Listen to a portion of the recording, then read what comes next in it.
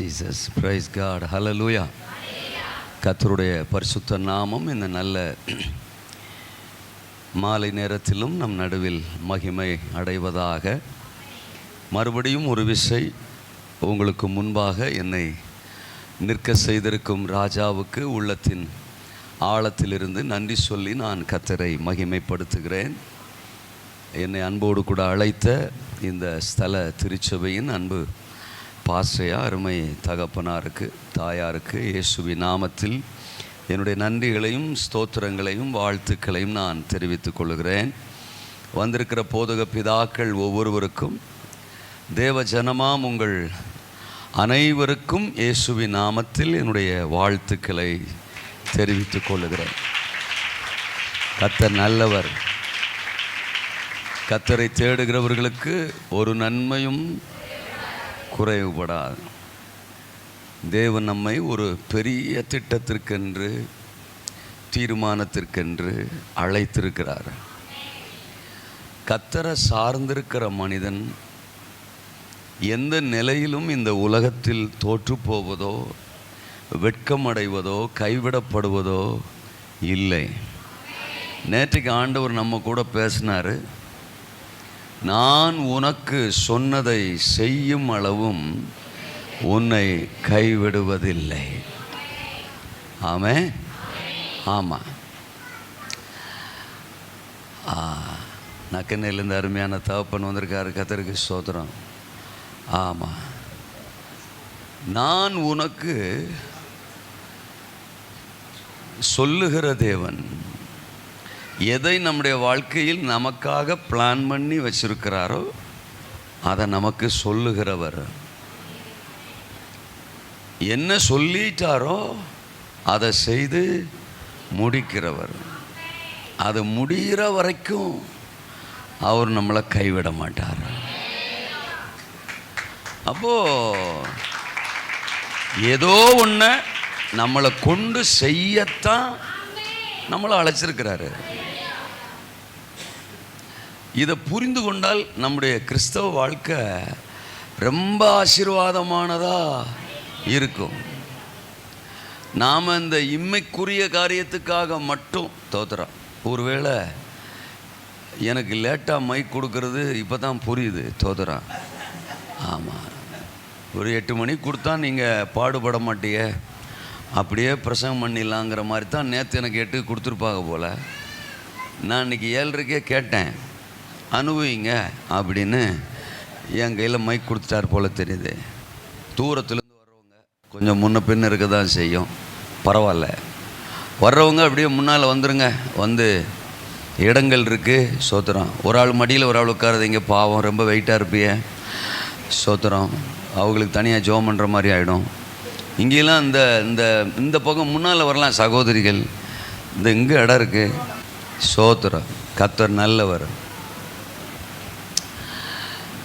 தேவன் நம்மளை குறித்து என்ன கவனிங்க, ஒரு பெரிய நோக்கம் வச்சு தான் நம்மளை அழைச்சிருக்கிறாரு. நம்மளை ரட்சித்ததில் நமக்கு லாபம் அப்படிங்கிறத விட நம்முடைய தேவனுக்கு தான் அதிக லாபம். ஹலோ, நான் அடிக்கடி இப்படி சொல்லுவேன்.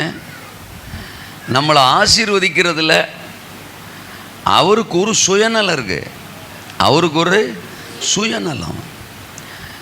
நம்ம நன்மையை அனுபவிக்கிறதுல, ஐஸ்வர்யமாக இருக்கிறதுல, ஆசீர்வாதமாக இருக்கிறதுல தேவனுக்கு ஒரு சுயநலம் இருக்குது.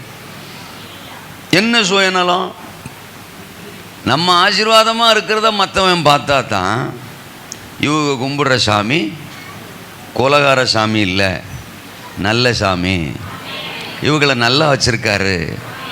பாருடா, இந்த அண்ணன் சர்ச்சுக்கு போகிறதுக்கு முன்னாடி எப்படி இருந்தார், இப்போ சர்ச்சுக்கு போனதுக்கப்புறம் அவங்க குடும்பம் எப்படி இருக்குது அப்படின்னு நம்மளை பார்க்கும்போதெல்லாம் நம்ம ஆராதிக்கிற ஆண்டவரை அவங்க மகிமைப்படுத்துவாங்க.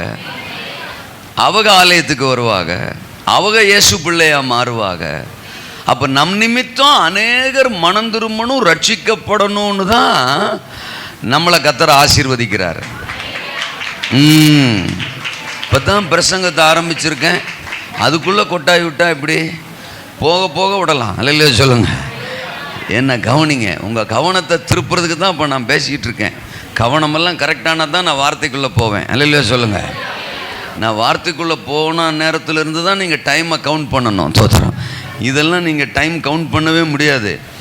ஆமாம், சோத்திரம். நான் பிரசங்க வசனத்தை வாசித்ததுக்கு பிறகு 1.5 மணி நேரம். அல்லையா சொல்லுங்கள்.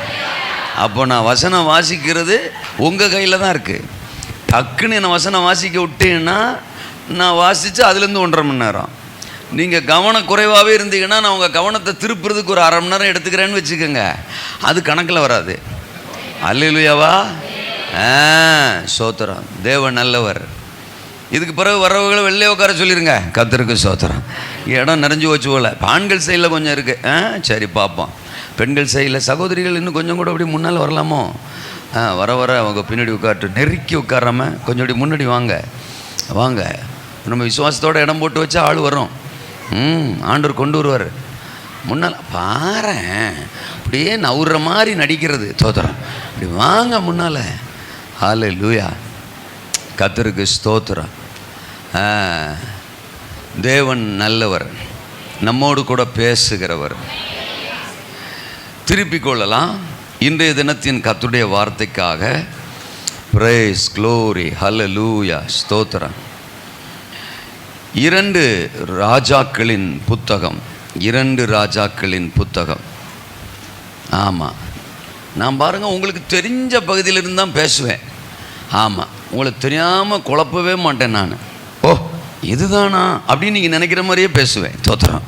ஆமாம், 2 ராஜாக்கள் 9வது அதிகாரம். 9வது அதிகாரம் நான் வாசிக்கிறேன். முதல் வசனத்திலிருந்து 3ஆம் வசனம் வரைக்கும் படிக்கிறேன். அப்பொழுது தீர்க்கதரிசி ஆகிய எலிசா தீர்க்கதரிசிகளின் புத்திரரில் ஒருவனை அழைத்து, நீ இடைக்கட்டி கொண்டு இந்த தைல குப்பியை உன் கையில் எடுத்துக்கொண்டு கீலேயாத்தில் உள்ள ராமோத்துக்கு போ. நீ அங்கே சேர்ந்த போது நிம்சியின் மகனான யோசபாத்தின் குமாரன் யெகூ எங்கே இருக்கிறான் என்று பார்த்து அங்கே உட்பிரவேசித்து அவனை தன் சகோதரரின் நடுவில் இருந்து எழுந்திருக்க பண்ணி அவனை உள்ளான ஒரு அறையிலே அழைத்து கொண்டு போய் தைல குப்பியை எடுத்து அவன் தலையின் மேல் வார்த்து, உன்னை இஸ்ரவேலின் மேல் ராஜாவாக அபிஷேகம் பண்ணினேன் என்று கர்த்தர் சொல்லுகிறார் என்று சொல்லி கதவை திறந்து தாமதியாமல் ஓடிப்போ என்றான். கர்த்தருடைய பரிசுத்த நாமத்துக்கு ஸ்தோத்திரம். இந்த பகுதியை நீங்கள் பலமுறை படிச்சிருந்திருப்பீங்க. தோத்திரம். ஹல்லேலூயா. சரி, இஸ்ரவேலில் ஒருவன் ராஜாவாக அபிஷேகம் பண்ணப்பட வேண்டும். இதுக்கு முன்னால் இருந்த ராஜாக்கள் எல்லாம் தேவனை எந்த அளவிற்கு காயப்படுத்தணுமோ அந்த அளவிற்கு காயப்படுத்திட்டாங்க. ஆகாப், அப்புறம் அவனுடைய குமாரன், இவர்களெல்லாம் விக்கிரக வணக்கங்களுக்கு இடம் கொடுத்தவர்கள், நியாயப்பிரமாணங்களை மீறினவர்கள், தேவனை ஒரு பொருட்டாக எண்ணாதவர்கள், ஆண்டவரை நிறைய புண்படுத்தினவங்க. அப்போ ஆண்டவர் விட்டு பார்ப்பாரு, பொறுத்து பார்ப்பாரு, சொல்லி பார்ப்பாரு. கேட்கலன்னா ஒரு மாற்றத்தை தேசத்தில் கொண்டு வருவார்.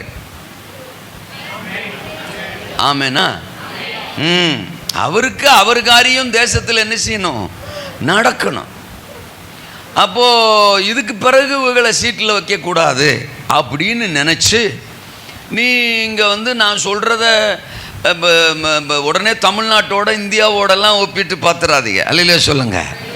ஒருவேளை அப்படியும் இருக்கலாம். ஆமேன்னு சொல்லுங்கள். ஏன்னா வசனம் வசனம்தான். நமக்கு நினைக்கிற மாதிரி தான் வசனம் பேசணும்னு நம்ம எதிர்பார்க்க கூடாது. அவர் ராஜாக்களை தள்ளி ராஜாக்களை ஏற்படுத்துகிறவர். அவர் நினைக்கிற ஆளை தான் சிங்காசனத்தில் வைப்பாரு. நீங்களும் நானும் நினைக்கிற ஆளை கிடையாது. நான் நேற்று கூட சொன்னேன், ஸ்டாலினையா தோத்தது தோத்துறோம் பெந்தகோசக்காரங்க பண்ண ஜபந்தான். நான் அதில் தெளிவாக பேசுகிறேன். எனக்கு பயமெல்லாம் கிடையாது. எனக்கு நான் ஒரு ஸ்டேட்மெண்ட் சொல்லணும்னு முடிவு பண்ணிட்டேன்னா அதெல்லாம் யோசிச்செல்லாம் நான் சொல்லவே மாட்டேன். நான் நிறைய இடத்துல நான் பேசுகிறது லைவில் போகுது, தோத்துறோம். நிறைய லைவில் பார்க்குறாங்க. எனக்கு அதெல்லாம் பிரச்சனையே கிடையாது. தோத்துறேன் சாலினையாவை சாலினையான்னு தான் சொல்ல முடியும். தோத்துட்டாருங்கிறத தோத்துட்டாருன்னு தான் சொல்ல முடியும். தோத்துட்டாருங்கிறதுக்கு என்ன ரீசன்னு பலர் பல ஆராய்ச்சி பண்ணிட்டு இருக்காங்க. எனக்கு ஆண்டவர் என்ன சொன்னாரோ அதை நான் சொல்லுவேன். பெந்தெகோஸ்தேக்காரங்க பண்ண ஜெபம் என்ன ஜெபம்? ஆண்டவரே இவங்க ஜெயிக்கணும்னு பண்ண ஜெபம் இல்லை, அது தப்பு கிடையாது. நம்ம மனசுக்கு பிடிச்ச ஆளு ஜெயிக்கணும்னு நம்ம ஜெபம் பண்ணுறது ஒன்றும் தப்பு கிடையாது. நம்ம பிள்ளைய பரிச்சு எழுது பாஸ் பண்ணணும்னு ஜெபம் பண்ணுறது, ஃபெயிலாக போகணும்னா ஜெபம் பண்ணுவோம். நம்ம பிள்ளை பாஸ் ஆகணும்னு தான் நம்ம ஜெபம் பண்ணுவோம். அதில் ஒன்றும் தப்பு கிடையாது. அவன்தான் என்னை காப்பாற்றணும்னு நீ ஜெபம் பண்ணினா உன் பிள்ளை ஃபெயிலாக போயிடுவான். அல்லையிலே சொல்லுங்க. அவன் தான் என்னை காப்பாற்றணும். என் நம்பிக்கையே அவன்தான். அவன் இல்லாம நான் கிடையாது. அவன் தான் பாதுகாவல், சிறுபான்மை பாதுகாவல். சிறுபான்மையை காக்கிறவங்க, சபையை காக்கிறவங்கன்னு ஜெபம் பண்ண பாருங்க. வச்சாரு வேட்டு ஆக மொத்தம் அவர் நல்லவர் தான். அல்லையிலே சொல்லுங்க. அப்பா நம்ம ஜெபத்தினால அவர் தோத்து போனார். சொல்றது உங்களுக்கு புரியுதா? ஆமேனா? ஆனால இனிமே சோத்திரம், நான் இந்த அடுத்த தேர்தல் வர்றதுக்குள்ள கூடுமான வரைக்கும் தமிழ்நாடு ஃபுல்லா இந்த கருத்தை கொண்டு போய் சேர்த்துடணும்னு வெறித்தனமா இருக்கேன். இல்லையா சொல்லுங்க. அடுத்த தேர்தல் வரும்போது ஜெப குறிப்புகள் எல்லாம் மாறணும். சோத்திரம், ஆண்டவரே நீர் எங்கள் ராஜா, எங்கள் தேசத்தை ஆளுகிறவர்களை நீர்தான் ஏற்படுத்தணும். அவருக்கு தாடி இருந்தாலும் சரி, தாடி இல்லாட்டாலும் சரி. அல்லேலூயா சொல்லுங்க. அவரு கரு கரு கரு கரு கரு கருன்னு முடி இருந்தாலும் சரி, வெள்ளையும் கருப்பும் கலந்து இருந்தாலும் சரி, யார் வந்தாலும் எங்களுக்கு பிரச்சனை. நீர் சீட்ல உட்கார வைக்கிற ஆளை சீட்ல உட்கார வைங்க. எங்க இதய சீட்ல எப்பொழுதும் நீங்களே இருங்க, நீங்களே இருங்க. இவர் வந்தா ஊழியம் செய்ய முடியாது, அவர் வந்தா சுவிசேஷம் சொல்ல முடியாது. என்னன்ற இயேசு நமக்குள்ள இல்லைன்னா தான் சுவிசேஷம் சொல்ல முடியாது. எவர் வந்தாலும் போனாலும் இருக்க வேண்டியவர் நமக்குள்ளதான் இருக்காரு. இவர் ஆட்சிக்கு வந்துட்டாரா, ஆனாலும் எனக்கே பயமா இருக்குடா, நான் உன் கூட இல்லடா, நான் பரலோகத்துக்கு போயிடுறேன்டா அப்படின்னு ஆவியானவர் போயிடுவாரா? சொல்லுங்க. யார் வந்தாலும் வரலட்டாலும் அவர் என் கூடத்தான் இருப்பாரு. எனக்கு சொன்னதை செய்யும் அளவும் அவர் என்னை கைவிடுவது. அப்ப அவர் என் கூட இருக்கும் போது நான் யாருக்கு சார் பயப்படணும்? எந்த அரசியல்வாதிக்கும் பயப்பட கர்த்தர் நம்மளை அழைக்கல. எந்த அதிகார வர்க்கத்துக்கும் பயப்பட கர்த்தர் நம்மளை அழைக்கல. எந்த மனுஷனுக்கும் பயப்பட கர்த்தர் நம்மளை அழைக்கல. எந்த அந்தகாரங்களுக்கும் பயப்பட கர்த்தர் நம்மளை அழைக்கல.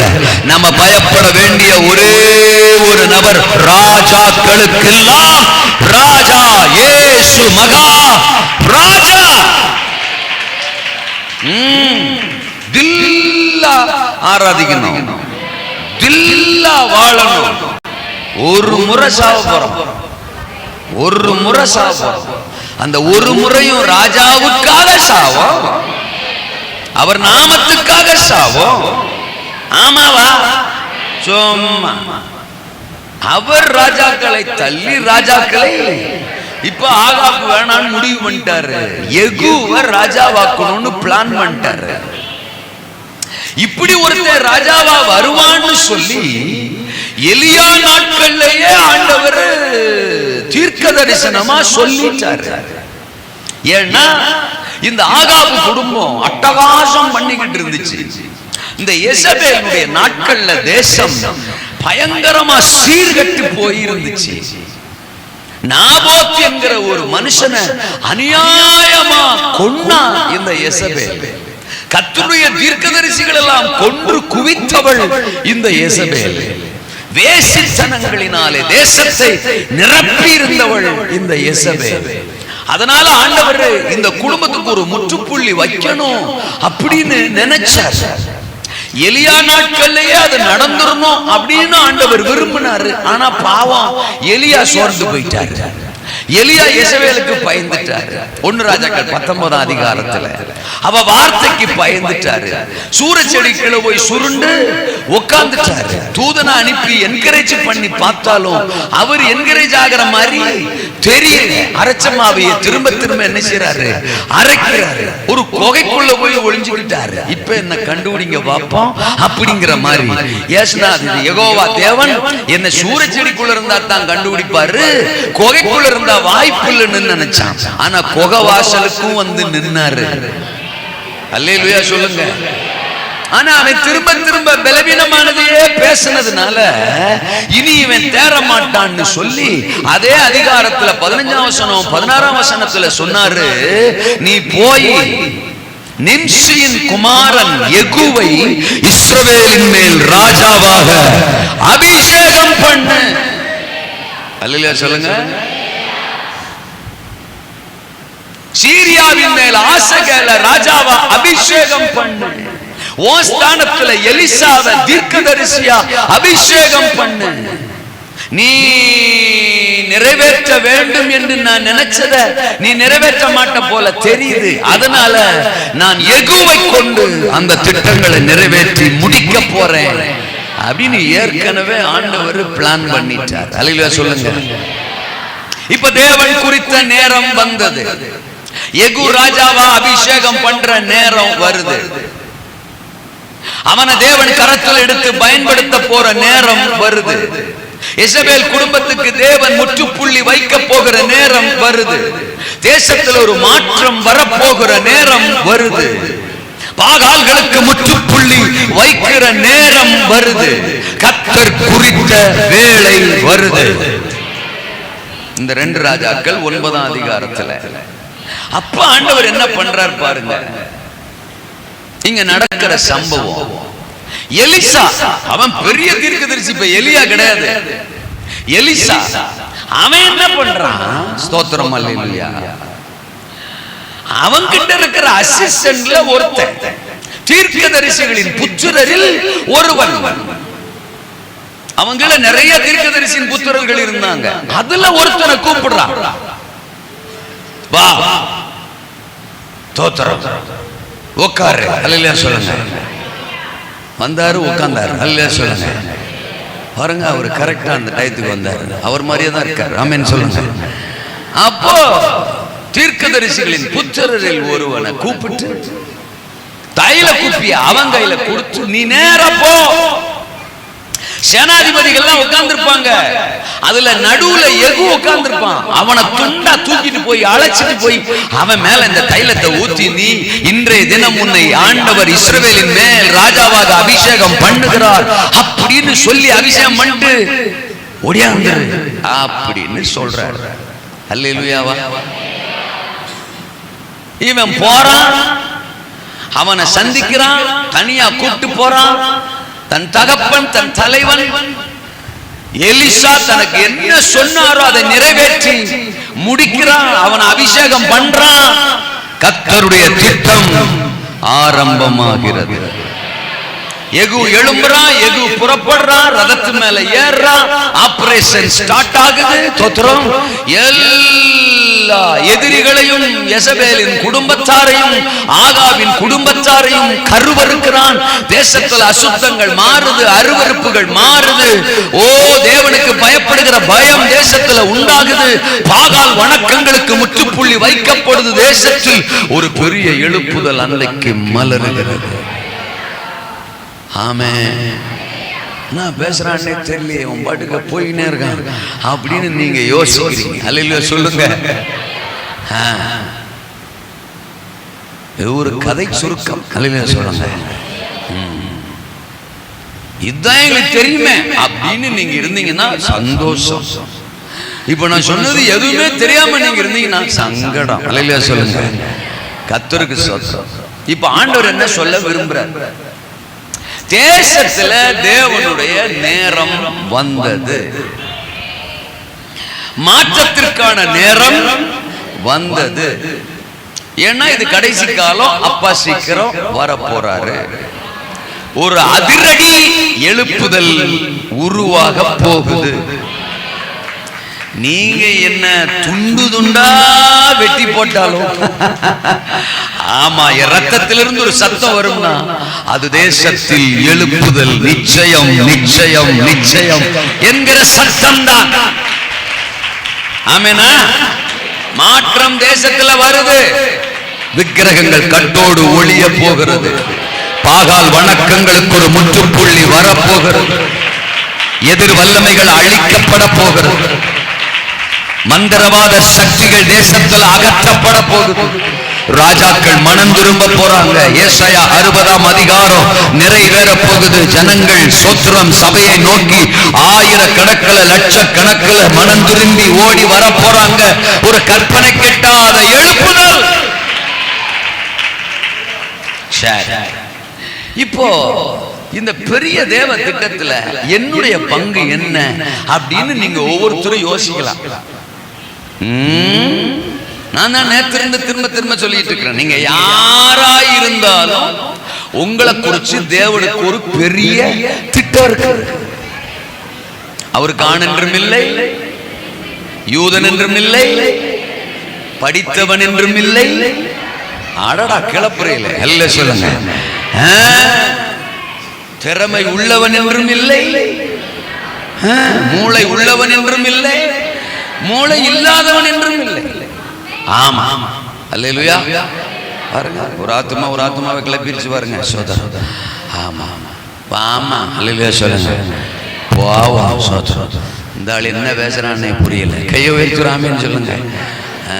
சரி, அப்போ ஆண்டவர் பார்வையில நம்ம எல்லாரும் குறிச்சு ஒரு பெரிய திட்டம். பாஸ்டராத்தான் இருக்கணுங்கிற அவசியம் இல்லை, தீர்க்கதரிசியாத்தான் இருக்கணுங்கிற அவசியம், ரெவரண்டாத்தான் இருக்கணுங்கிற அவசியம், பிஷப்பா இருக்கணுங்கிற அவசியம். என்ன பொறுத்தளவுக்கு இவங்களுக்கெல்லாம் வேலை இருக்கா அப்படிங்கறத எனக்கு தெரியல. அல்லேலூயா சொல்லுங்க. எழுப்புதல்ல பிஷப்புகளுக்கும் ரெவரண்டுகளுக்கும் ரைட் ரெவரண்டுகளுக்கும் வேலை இருக்கா அப்படிங்கிறது எனக்கு தெரியல. அல்லேலூயா சொல்லுங்க. எனக்கு இன்னும் அந்த வெளிச்சம் கிடைக்கல. வெளிச்சம் கிடைத்தவர்கள் எனக்கு கற்றுக் கொடுத்தால் நான் கற்றுக்கொள்ள ஆயத்தமா இருக்கிறேன். ஆமென் சொல்லுங்க. தேவ ராஜ்யத்துக்கும் தேவ திட்டத்துக்கும் தன்னை மனப்பூர்வமாய் அர்ப்பணிக்கிற எவனுக்கும் அவர் திட்டத்தில் வேலை இருக்குது, பங்கு இருக்குது. சோத்திரம், பெரிய நோக்கம் இருக்கு. ஆனா பெயரு, புகழு, பட்டியலு, பதவி இதுல மாத்திரம் குறிக்கோளை வச்சுக்கிட்டு சுத்துறவுகளுக்கு எழுப்புதல்ல பங்கு இருக்காங்கிறதெல்லாம் எனக்கு தெரியல. அதை தாண்டி என்ன சொல்றதுன்னு புரியல. அல்லேலூயா சொல்லுங்க. என்ன பேச்ச காணோம்? வர்றேன். இங்க எலிசா இருக்கான். யெகூ எழும்பணும். தேவனுடைய திட்டம் தேசத்துல மகிமையா நிறைவேறணும். இந்த மகிமையான திட்டம் நிறைவேறதுக்கு எலிசா டைரக்டா போய் யெகூவை அபிஷேகம் பண்ணிருக்கலாம், பண்ணிருக்கணும். ஏன்னா ஒரு பெரிய ராஜாவை அபிஷேகம் பண்றதுங்கிறது மிகச்சிறந்த ஒரு பொறுப்பு, உத்தரவாதம். அதை யார் தான் செஞ்சிருக்கணும்? எலிசா தான் செஞ்சிருக்கணும். ஏன்னா அன்னைக்கு பெரிய தீர்க்கதரிசி அவன் தான். ஆனா அவன் போகல. அவனுக்கு யெகூவுக்கு என்ன சண்டையா? இல்ல. அவன் ஏன் போகல தெரியல. அல்லேலூயா சொல்லுங்க. அதுக்கான வார்த்தைகள் நமக்கு அங்க இல்ல. வேணா நம்ம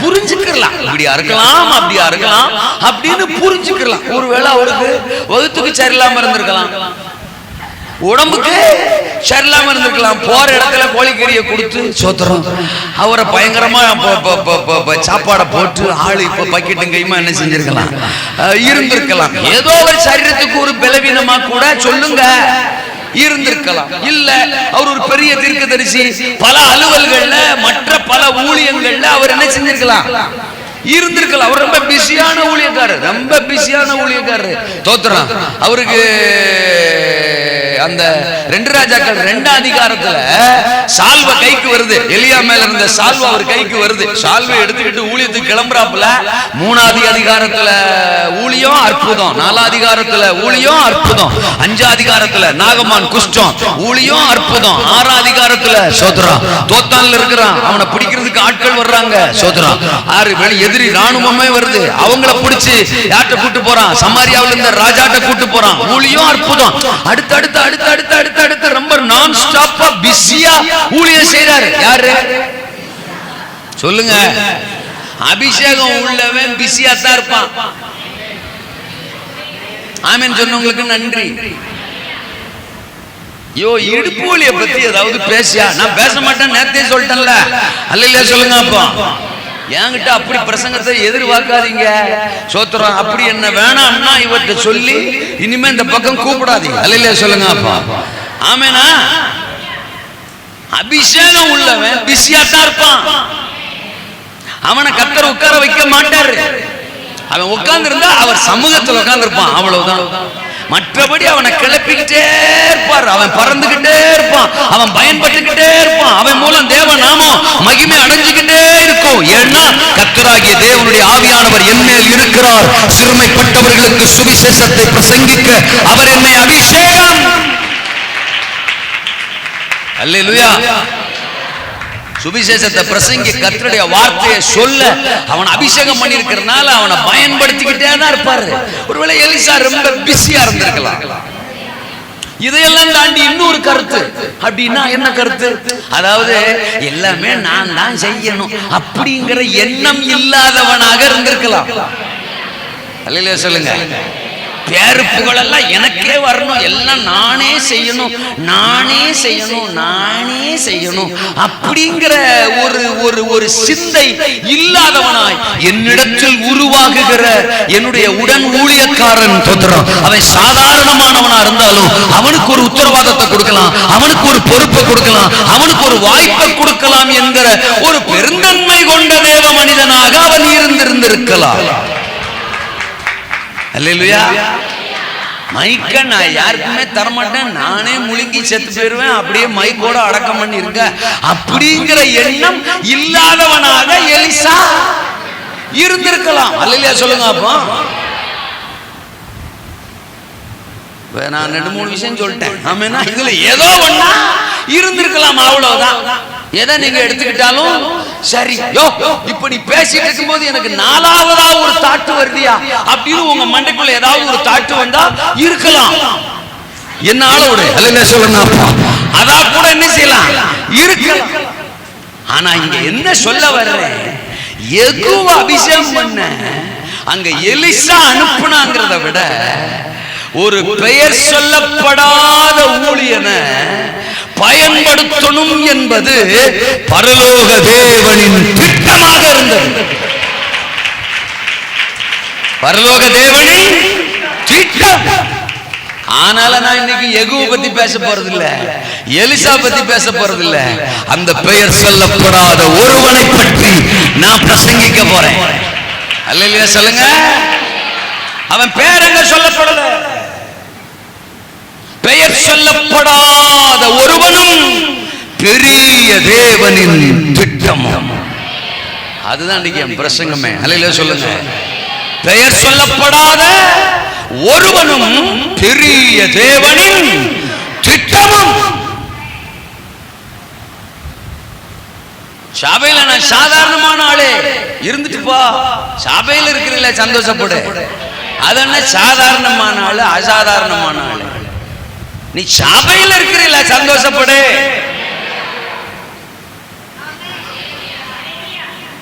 எனக்கு ஒன்றும் முக்கியத்துவம் இல்லை. என்ன முக்கியத்துவம் உனக்கு வேணாம்? சும்மா எதுக்கெடுத்தாலும் மூக்க வடைக்கிறது, எதுக்கெடுத்தாலும் பிரச்சனை பண்றது, சாவட்டுன்ற அந்த ஆவி ஆளு கிடையாது. அல்ல சொல்லுங்க. ஆளு சாகக்கூடாது. என்ன பெரிய தேவ திட்டம் இருக்கு. ஒரு ஆளு சாகக்கூடாது.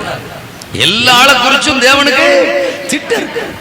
நீங்க பைபிள்ல படிச்சு பாருங்க, பல பெரிய பெரிய தேவ திட்டத்திற்கு பெயர் சொல்லப்படாத பலர் பயன்பட்டார்கள் பைபிள் சொல்லுது. அவங்க பேர்லாம் அங்க இருக்காது, ஆனா அவங்களுக்கு பெரிய காரியம் நடந்திருக்கும்.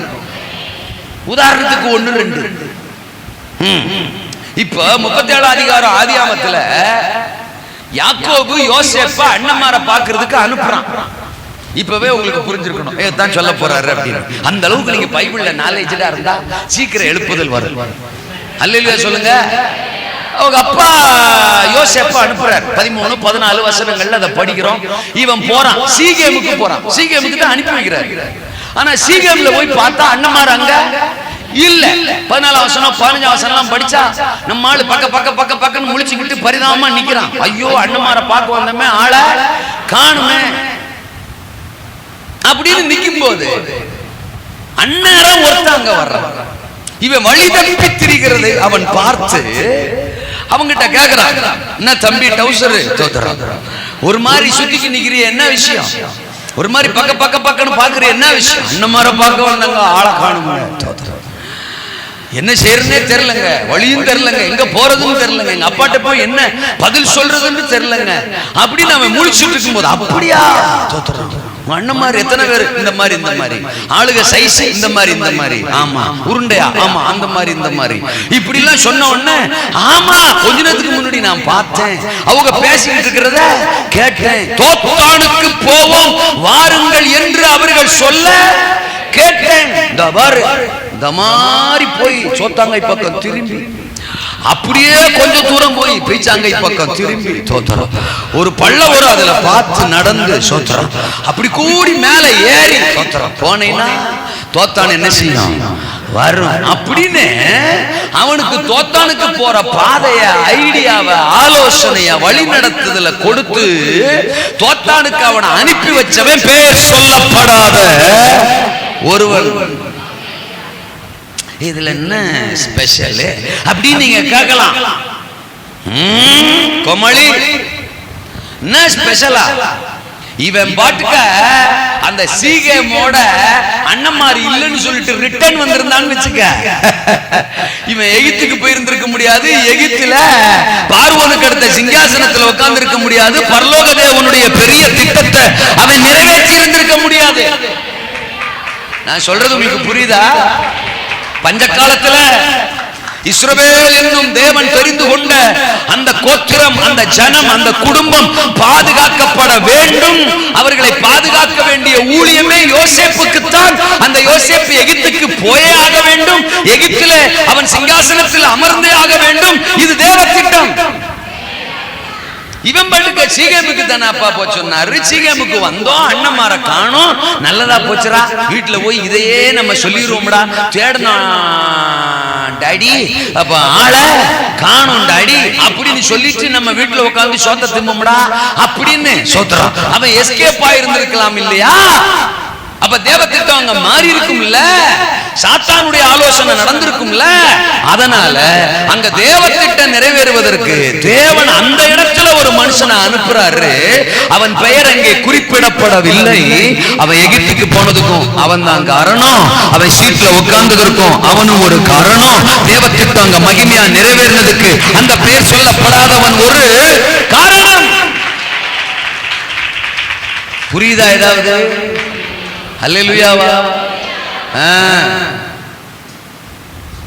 1 சாமுவேல்ல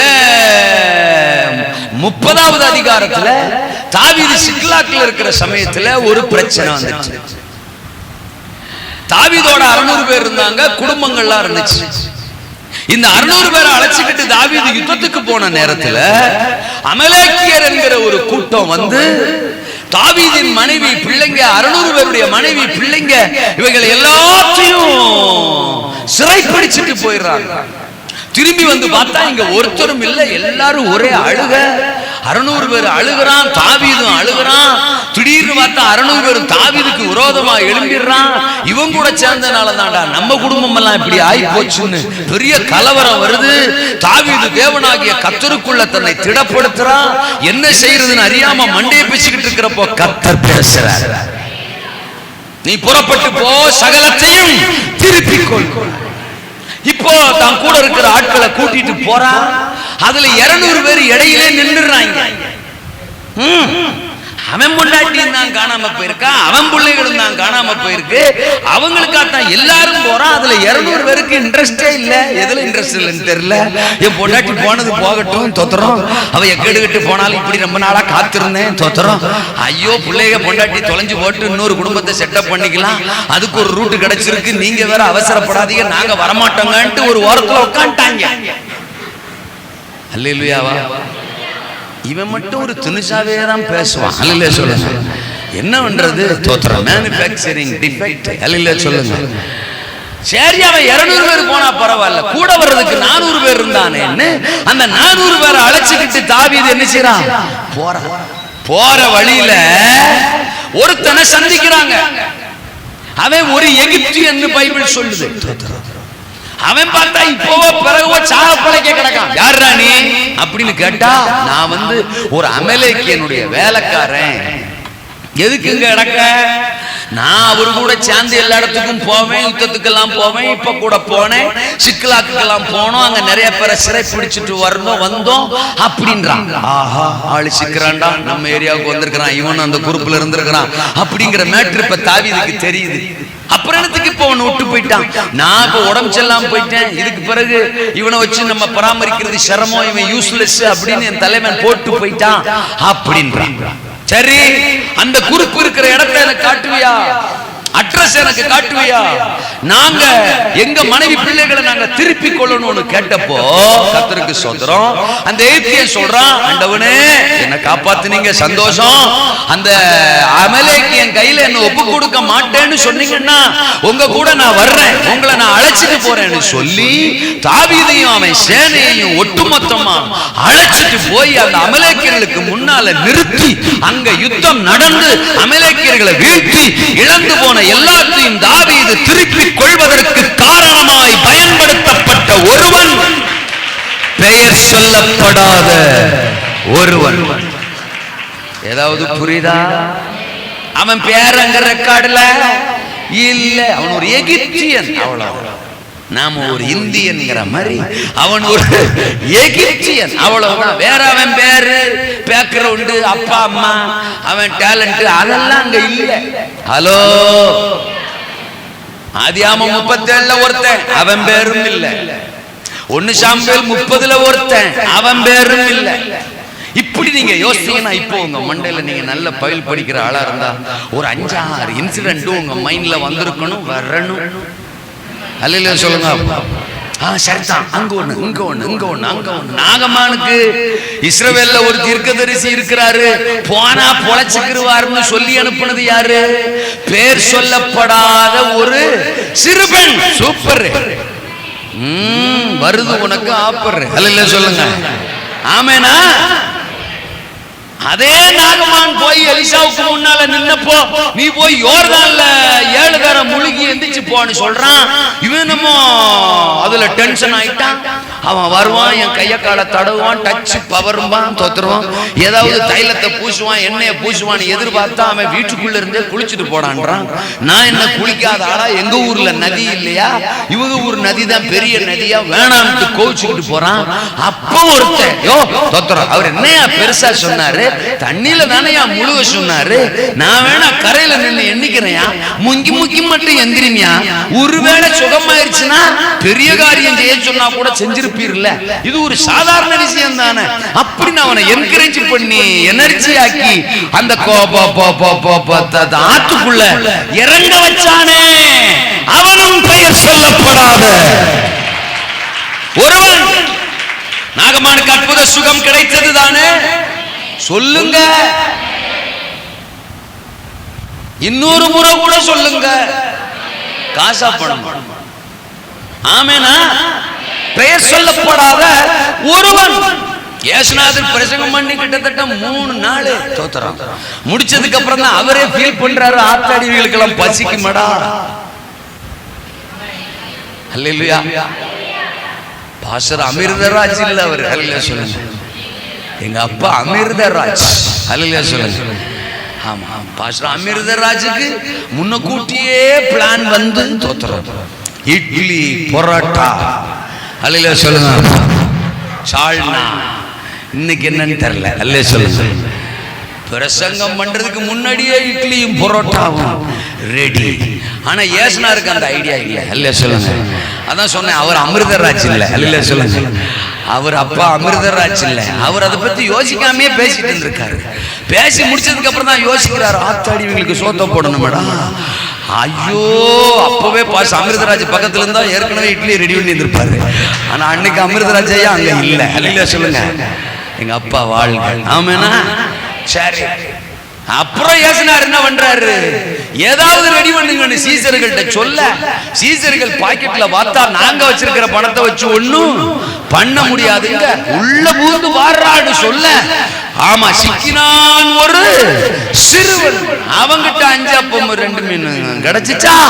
அந்த 5 மீனும் அப்ப 5 அப்பமும் 2 மீனும் ஏசுநாதர் கைக்கு வந்துச்சா. அதை ஆசீர்வதிச்சாரா, ஜோம் பண்ணாரா, கஜ கஜன்னு பெருகிச்சா. 5000 புருஷர்கள் கிட்டத்தட்ட 25 to 30,000 மக்கள் தின்னு 12 கூட மிச்சம் எடுக்கிற ஒரு பெரிய அற்புதம் நடந்துச்சா. அதுக்கு காரணமாக தேவனால பயன்படுத்தப்பட்ட ஒரு பாத்திரம், பெயர் சொல்லப்படாத ஒரு சின்ன டவுசரு. சபை ஒண்ணு விளையிடணும். இன்னைக்கு உங்களை சூடேத்துறதுக்கு தான் ஆவியான பேசிட்டு இருக்கிறாரு. எவரையும் மேன்மைப்படுத்தவும் பலப்படுத்தவும் கர்த்தருடைய கரத்தினால் ஆகும். எந்த மனிதனையும் பிரகாசிப்பிக்கிற மெய்யான ஒளி. சபை என்ன கண்டுக்கல, பாஸ்டர் என்ன கண்டுக்கல, அவங்க எனக்கு முக்கியத்துவம் கொடுக்கல, இவங்க எனக்கு முக்கியத்துவம் கொடுக்கல, எனக்கு மைக் கொடுக்கல, எனக்கு வாய்ப்பு கொடுக்கல, எனக்கு சான்ஸ் கொடுக்கல, எனக்கு சாட்சி சொல்ல விடல, அப்படி இப்படின்னு புலம்பிக்கிட்டு இருக்கிற. அது ஒரு பேய், அது ஒரு பிசாசுடைய தந்திரம். உன்னை சபைக்கு விரோதமா எழுப்புறான், உன்னை பாஸ்டருக்கு விரோதமா எழுப்புறான், உனக்குள்ள வேறு விதமான சுபாவங்களை கொண்டு வர்றான். இது வளர வளர என்ன ஆகும்னா, எரிச்சல் உனக்குள்ள வளரும். பாஸ்டர் மேல ஆட்டோமேட்டிக்கா கோபம் உனக்குள்ள வளரும். மற்றவங்க யாராவது ஒருத்தர் சாட்சி சொன்னா உனக்குள்ள பொறாமை வளரும். கபா கபா கபா கபா கபா. ஏதாவது நான் சொல்றது புரியுதா? இந்த மென்டாலிட்டியிலே நீ இருந்தீன்னா டென்ஷனும் கோபமும் எரிச்சலும் மற்றவங்க மேல பொறாமையும், பாஸ்டருக்கு ஏதாவது பாம்பு வைக்கலாமாங்கிற மாதிரி உனக்கு ஆயிரும். அப்புறம் நீ என்ன பண்ணுவா, நம்மள மாதிரியே தாட்டு உள்ள ஆளு சபையில யாருன்னு தேடுவேன். நிச்சயமா 2 பேய் இருக்கும். அல்லேலூயா சொல்லுங்க. நிச்சயமா 2 டிக்கெட் இருக்கும். உடனே அதோட நீ கூட்டணி அமைப்ப. தோத்துறோம், நம்ம கூட்டணி அமைச்சு அரசாங்கம் பண்ணுவோம். அல்லேலூயா சொல்லுங்க. அப்படின்னு கூட்டணிக்கு ஆள் தேடுவேன். தோத்துறோம். நீங்க 3 பேரும் சேர்ந்தீங்க, சபை அவுட்ன்ற, அந்த தரிசனமே அவுட்ன்ற. இப்படித்தான் இன்னைக்கு சபைகள்லாம் வளரவே மாட்டேங்குது. சாத்தா அவன் ஆளை செட் பண்ணி உள்ள வச்சிருக்கான். இப்போ உனக்கு தோணும் அது நாம இருப்போமோ அப்படின்னு. நீதான், உனக்கு ஏன் தோணுது? அல்ல சொல்லுங்க. அப்பா தோணுச்சுன்னா அது நீதான். சபைக்கு இப்படி 3 டிக்கெட் வச்சிருக்கான். சபைக்கு இப்படி ஒரு 5 பேரை ரெடி பண்ணி வச்சிருக்கான். ஆமேனா? உங்களுக்கு தான் ஆண்டவர் பேசுறாரு. உங்களை மனுஷன் அங்கீகரிக்கணுங்கிற அவசியம் இல்ல. உங்களை பரலோகம் ஏற்கனவே அங்கீகரிச்சிருக்கு. நீங்க தேவனுடைய கரத்தில் இருக்கிறீங்க. உங்களை சும்மா ஒண்ணு சபையில ஆட் பண்ணல. இது சரீரம், இது கிறிஸ்துவின் சரீரம். தனித்தனியே நாம் இந்த சரீரத்தில் அவயவங்களாக இருக்கிறோம். 1 கொரிந்தியர் 12:27. நாம் கிறிஸ்துவின் சரீரமாயும் தனித்தனியே அவயவங்களாக இருக்கிறோம். அல்லேலூயா சொல்லுங்க. அப்பா எனக்கு அவசியம் இல்லாத ஒரு சுண்டு விரலை இந்த சரீரத்துல தேவன் வைக்கல. இந்த சுண்டு விரல தேவன் இதுல வச்சிருக்கிறார்னா இந்த சுண்டு விரலுக்கான பிரயோஜனம் இந்த சரீரத்துல இருக்குதுன்னு அர்த்தம். எல்லா நேரத்திலும் இந்த சுண்டு விரல் வேலை செய்யாது. அதுக்கான நேரம் வரும்போது அந்த சுண்டு விரல் பயன்படும். அல்லேலூயா சொல்லுங்க. அப்பா ஏதோ ஒண்ணுக்கு நான் சும்மா ஒண்ணு காது ஒன்றுக்கு மட்டும்தானா இது ஒரு இதுக்காக சொன்னேன். அல்லேலூயா சொல்லுங்க. அந்தந்த நேரம் வரும்போது நம்மள ஆண்டவர் பயன்படுத்துவாரு. யோசேப்புக்கு தான் வழி சொன்னான். அவன் இருக்கிறவனுக்கெல்லாம் நான் வழி சொல்லுகிறவன் அப்படின்னு அவன் நின்றுகிட்டே இல்ல. வா இந்த பக்கம் போ வா, அந்த பக்கம் போ வா, நாசமா போ அப்படிலாம் அவன் சொல்லிக்கிட்டு இல்ல. யோசேப்பு வர்ற நேரத்துல அந்த சீகேம்ல நின்னு அவனுக்கு தோத்தான்ங்கிற ஒரு அட்ரஸ காட்டி அங்கதான் தேவனுடைய திட்டம் நிறைவேறதுக்கான பயணம் அப்படின்னு அவனை கரெக்டா கைட் பண்றதுக்கு தேவன் அந்த இடத்துல அவனை பயன்படுத்தினார். சொல்லுங்க எல்லாருமே மொத்தமா இங்க வந்து பாருங்க. அப்படி அங்க இடம் ஜாஸ்தியா இருக்கா, இங்க இடம் ஜாஸ்தியா இருக்கா? அங்கதான் நிறைய பேர் உட்கார முடியும். எல்லாருமே இங்க வந்து மைக்க பிடிப்போம்னா ஒரு மைக்க பிடிச்சு பாடுறாங்க, மேல உட்கார முடியல. அல்ல சொல்லுங்க, அத்தனை குழாய் கட்டி இருக்கு. கர்த்தருக்கு ஸ்தோத்திரம். அவர் ஒருத்தர் பாடுறத சத்தம் கேக்கு. இப்ப இத்தனை பேர் கையிலயும் மைக்க கொடுத்தா நீ எப்படி இருக்குன்னு கொஞ்சம் யோசனை பண்ணு. மைக் செட்டுக்காரரு அவரு தேசத்தை விட்டே போயிருவார். இத்தனை பேருக்கு மைக் கொடுக்க முடியாது.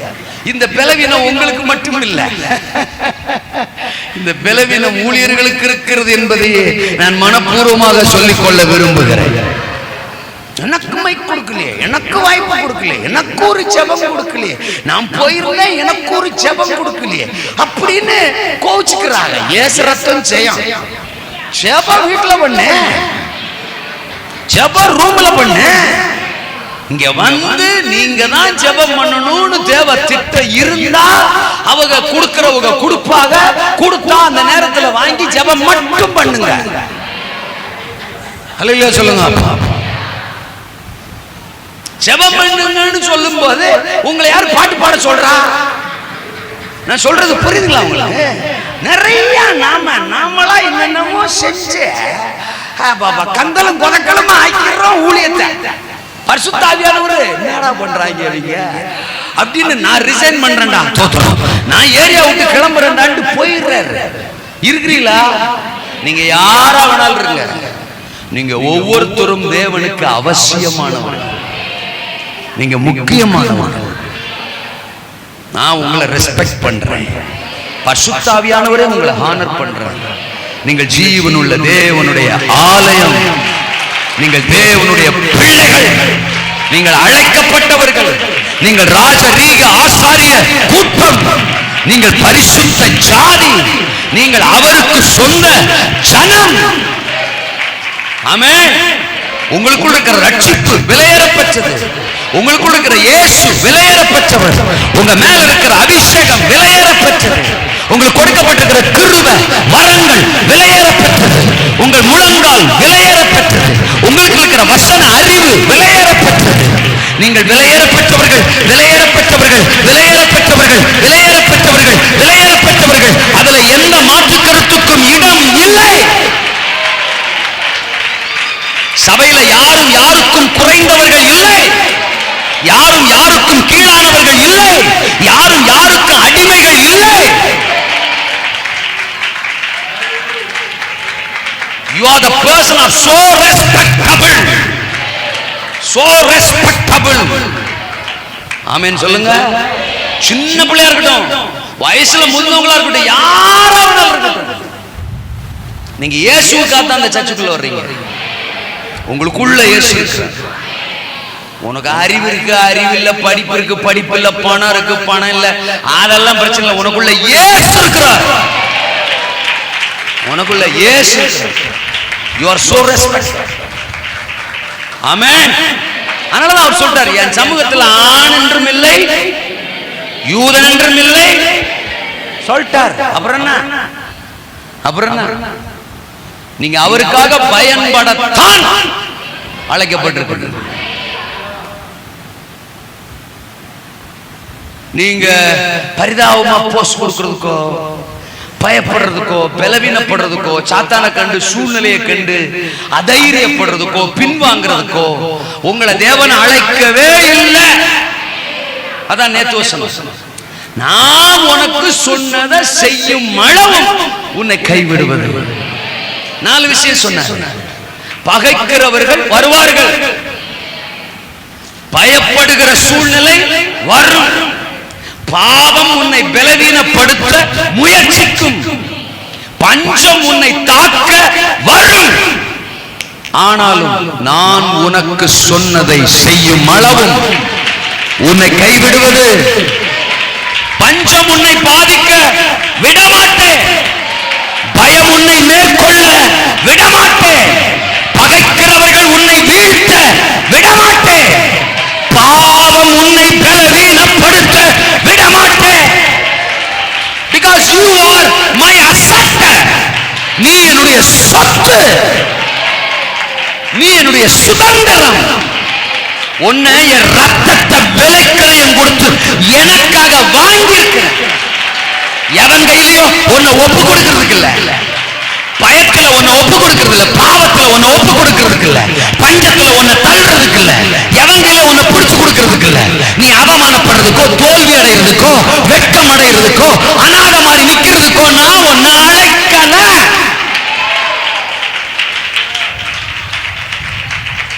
சபையில உன் பேரு ஒருத்தருக்கும் தெரியாம இருக்கலாம், ஆனா பரலோகத்துல உன் பேரு எழுதப்பட்டிருக்கு. அவர் உள்ளங்கையில ஒரு பேர் எழுதப்பட்டிருக்கு. பெயர் சொல்லப்படாதவர்கள் வேதத்தில் பெரிய பெரிய காரியங்களை சாதித்தார்கள். ஆமென். சோதரம். இங்க இந்த பெயர் சொல்லப்படாத ஒருத்தர் எவரும் சாதிக்காத ஒன்றை சாதிக்கும்படி. சொல்லுங்க அந்த வார்த்தையை. எவரும் சாதிக்காத ஒன்றை சாதிக்கும்படி.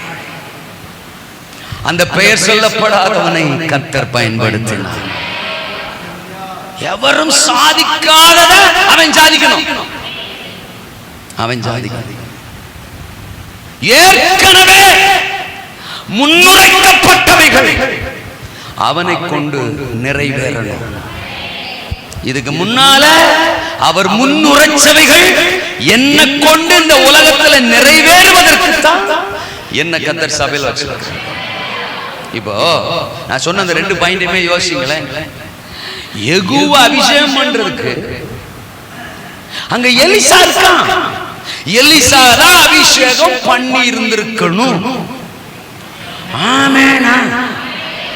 அவன் தான் அன்னைக்கு எலிஜிபிள் பர்சன். அவன் தான் அன்னைக்கு தகுதியான நபர். அவன் தான் யெகூ மேல அந்த தைலத்தை ஊற்றி இன்னைக்கு உன்ன இஸ்ரவேல் மேல் ஆண்டவர் ராஜாவா அபிஷேகம் பண்றான்னு சொல்லியிருக்கணும். இல்லன்னா எலியாவே அவன் அபிஷேகம் பண்ணி இருந்திருக்கணும். என்னடா இவன் வேற எங்கே கூட்டு போறான்? வேற எங்கேயும் கூட்டு போல. 1 ராஜாக்கள் 19 அதிகாரம் 15 16 ஏற்கனவே சொன்ன அந்த வசனத்தை எலியா கிட்ட தான் சொன்னாரு. நான் சொல்ல பச்சை நீ கேட்க மாட்டற. ஒண்ணு செய்யு, நீ போய் சீரியா மேல ஆசகல ராஜாவா அபிஷேகம் பண்ணு. ஓசானத்துல எலிசாவை தீர்க்கதரிசியா அபிஷேகம் பண்ணு. நிம்சியின் குமாரன் யெகூவ இஸ்ரவேலின் மேல் ராஜாவா அபிஷேகம் சொல்லுங்க பண்ணு. அப்போ எலியா பண்ணிருக்கணும். எலியா தான் பண்ணிருக்கணும். சொல்றேன் ஸ்டேட்மெண்ட்ல நீங்க புரிஞ்சுக்கணும். எலியா தான் பண்ணிருக்கணும். எலிசாவாவது பண்ணிருக்கணும். Hello hello hello hello hello. எலியா தான் பண்ணிருக்கணும். எலிசாவாவது 2 பேருமே பண்ணல. 2 பேருமே. இப்போ உனக்கு தீர்க்க தரிசனம் சொல்றேன் கேளு. இப்ப தீர்க்க தரிசனம் சொல்றேன் கேளு. நீ பேர் சொல்லப்படாத சாதாரண பாத்திரம் தான். ஆனா இதற்கு முன்னாடி இவங்கதான் பண்ணிருக்கணும். இவங்களாவது பண்ணிருக்கணும். அப்படி அவங்க 2 பேருமே பண்ணாத ஒண்ணு இந்த உலகத்துல இந்த கடைசி நாட்கள்ல ஒன்ன வச்சு உன் மூலம் கர்த்தர் பண்ண போறார். It's the prophecy. It's the prophecy for you tonight. It's the prophecy for you tonight. இந்த இரவு உனக்கான தீர்க்க தரிசனம் இது. பரலோகம் சிலரை அப்பாயிண்ட் பண்ணது. பரலோகம் சிலரை எதிர்பார்த்தது. எலியாவை அப்பாயிண்ட் பண்ணிச்சு. எலிசா கிட்ட எதிர்பார்த்துச்சு. Am I correct? எலியா கிட்ட சொன்னாரு. அவன் அதுக்குன்னு அப்பாயிண்ட் பண்ணார். போய் அவன் அபிஷேகம் பண்ணு அப்படின்னு அவன் அப்பாயிண்டே பண்ணாரு. அவனை சொல்லவே செஞ்சாரு. அப்பாயிண்ட் பண்ணவனும் செய்யல. சரி இவனாவது இப்ப எலிசா தீர்க்கதரிசி இவன் செய்வான்னு எக்ஸ்பெக்ட் பண்ணிருப்பாரு. அவனும் செய்யல. சோ அப்பாயிண்ட் பண்ணவங்களும் செய்யாதத, பரலோக எதிர்பார்ப்பவர்களும் செய்யாதத, இன்னைக்கு பேர் சொல்லப்படாத என் வார்த்தையை கேட்கிற சாதாரணமான ஒன்ன வச்சு கர்த்தர்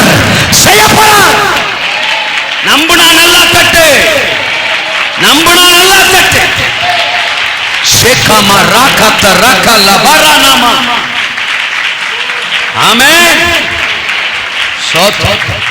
எவரும் நான் அடிக்கடி இந்த ஸ்டேட்மெண்ட்ல நான் எப்பொழுதுமே சோதரம், நான் ஸ்ட்ராங்கா இருப்பேன். என்ன அழைச்சது? எவரும் சாதிக்காத ஒண்ணு என்ன வச்சு சாதிக்கிறது தான். இன்னொருத்தர் மாதிரி எல்லாம் நான் ஊழியம் செய்ய விரும்பல. இன்னொருத்தர் மாதிரி எல்லாம் நான் பிரசங்கம் பண்ண விரும்பல. ஏசுநாதர் மாதிரி ஊழியம் செய்ய விரும்புறேன். அல்லேலூயா சொல்லுங்க. எனக்கு என்ன நியமித்தாரோ அந்த மாதிரி ஊழியம் செய்ய விரும்புறேன். நட்சத்திரங்கள்ல மகிமையில நட்சத்திரத்துக்கு நட்சத்திரம் விசேஷித்திருக்கிறது. ஹலோ ஹலோ, இன்னொருத்தர் செஞ்சதான் நான் செய்யணும். மோசே ஊழியம் வேற, ஜாஷுவா ஊழியம் வேற, எலியா ஊழியம் வேற, எலிசா ஊழியம் வேற. ஆமெனா? முந்தின மகிமை வேற, பிந்தின மகிமை வேற. இந்த உணர்வு உங்களுக்குள்ள வந்துருச்சுனாலே உறக்கம் வராது. இந்த உணர்வு உங்களுக்குள்ள வந்துருச்சுன்னா உறக்கம் உங்களுக்கு என்ன செய்யாது? என்ன உறங்குறதுக்கு தான் அழைச்சிருக்கிறாரு. நான் உறங்கே சாவுறேன்னா சாவு அப்படின்னு நான் சொல்ல மாட்டேன். இன்னைக்கு எந்திரின்ற நிலையில சொல்லுங்க. அந்த உறக்கத்திலிருந்து எந்திரி. ஏதோ ஒன்ன உன் மூலம் செய்யறதுக்கு தான் உன்னை அழைச்சு அபிஷேகம் பண்ணி சபையில வச்சிருக்கிறாரு.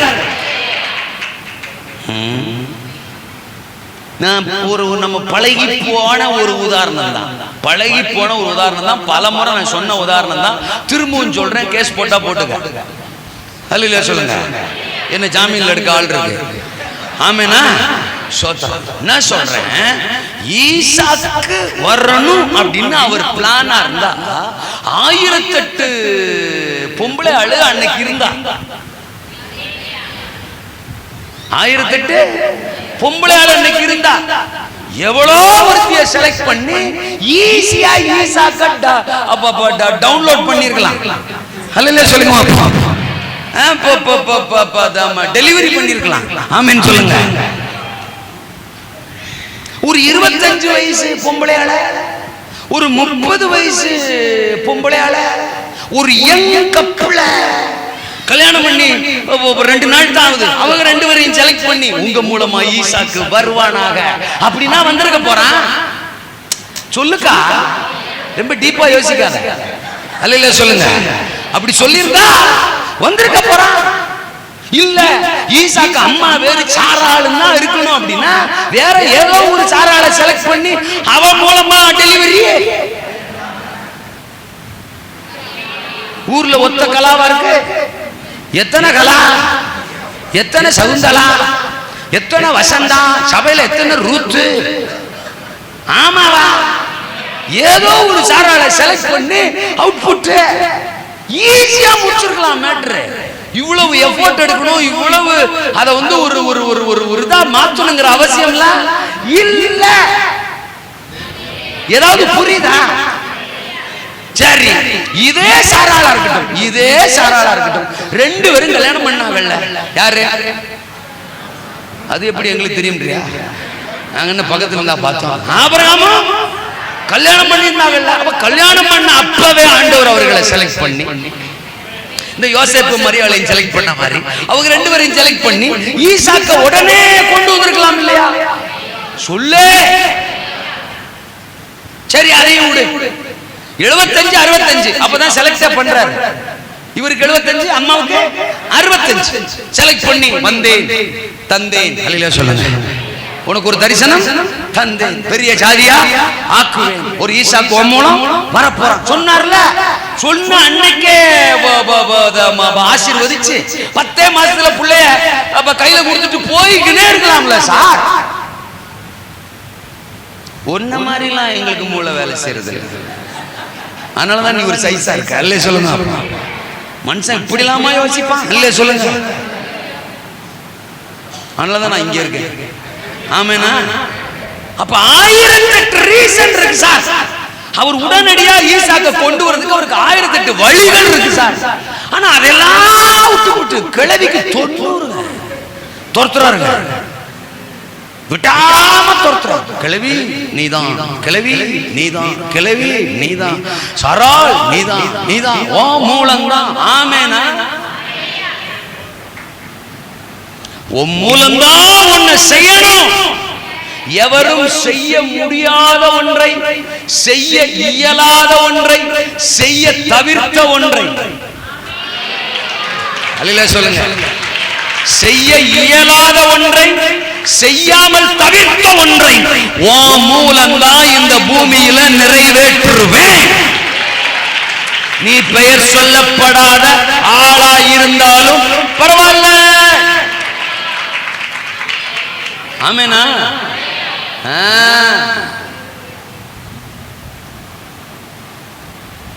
ஏற்கனவே முன்னுரைக்கப்பட்ட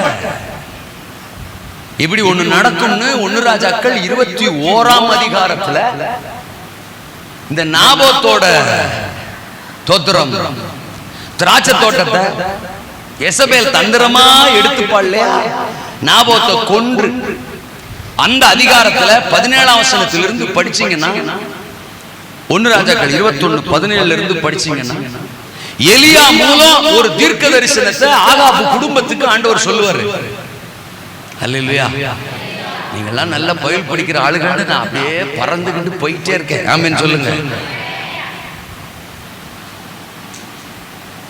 நாபோத்த கொன்னையில உன் பொண்டாட்டி கொன்னாள்ல, குடும்பமா சேர்ந்து கொன்னைகள்ல ஒருத்த வரப்போறான். அவன் உன்னையும் உன் மனைவியையும் உன் பிள்ளைகளையும் உன் கர்ப்ப பிறப்புகளையும் உன் குடும்பத்தையும் உன் சந்ததியும் கருவறுக்க போறான் அப்படின்னு எலியா மூலமா முன்னுரைக்கப்பட்ட அந்த தேவ திட்டத்தை இங்க யாரை கொண்டு கர்த்தர் நிறைவேற்றுறாரு? பெயர் சொல்லப்படாத ஒருவன் மூலமாய் அந்த விஷயத்தை தொடங்கி வைக்கிறாரு. எகு நிறைவேற்றான், அதெல்லாம் இருக்கட்டும் சார். அந்த அஸ்திவாரத்தை போடுறது இந்த பெயர் சொல்லப்படாத, சொல்லுங்க அல்லேலூயா. இன்னைக்கு நான் ஒரு ப்ராஃபஸி திரும்ப சொல்றேன். உங்க மூலம், பெயர் சொல்லப்படாத உங்க மூலம் பல எகுக்கள் எழும்ப போறாங்க. தேசத்தை அசைக்கிற பல எகுக்கள்.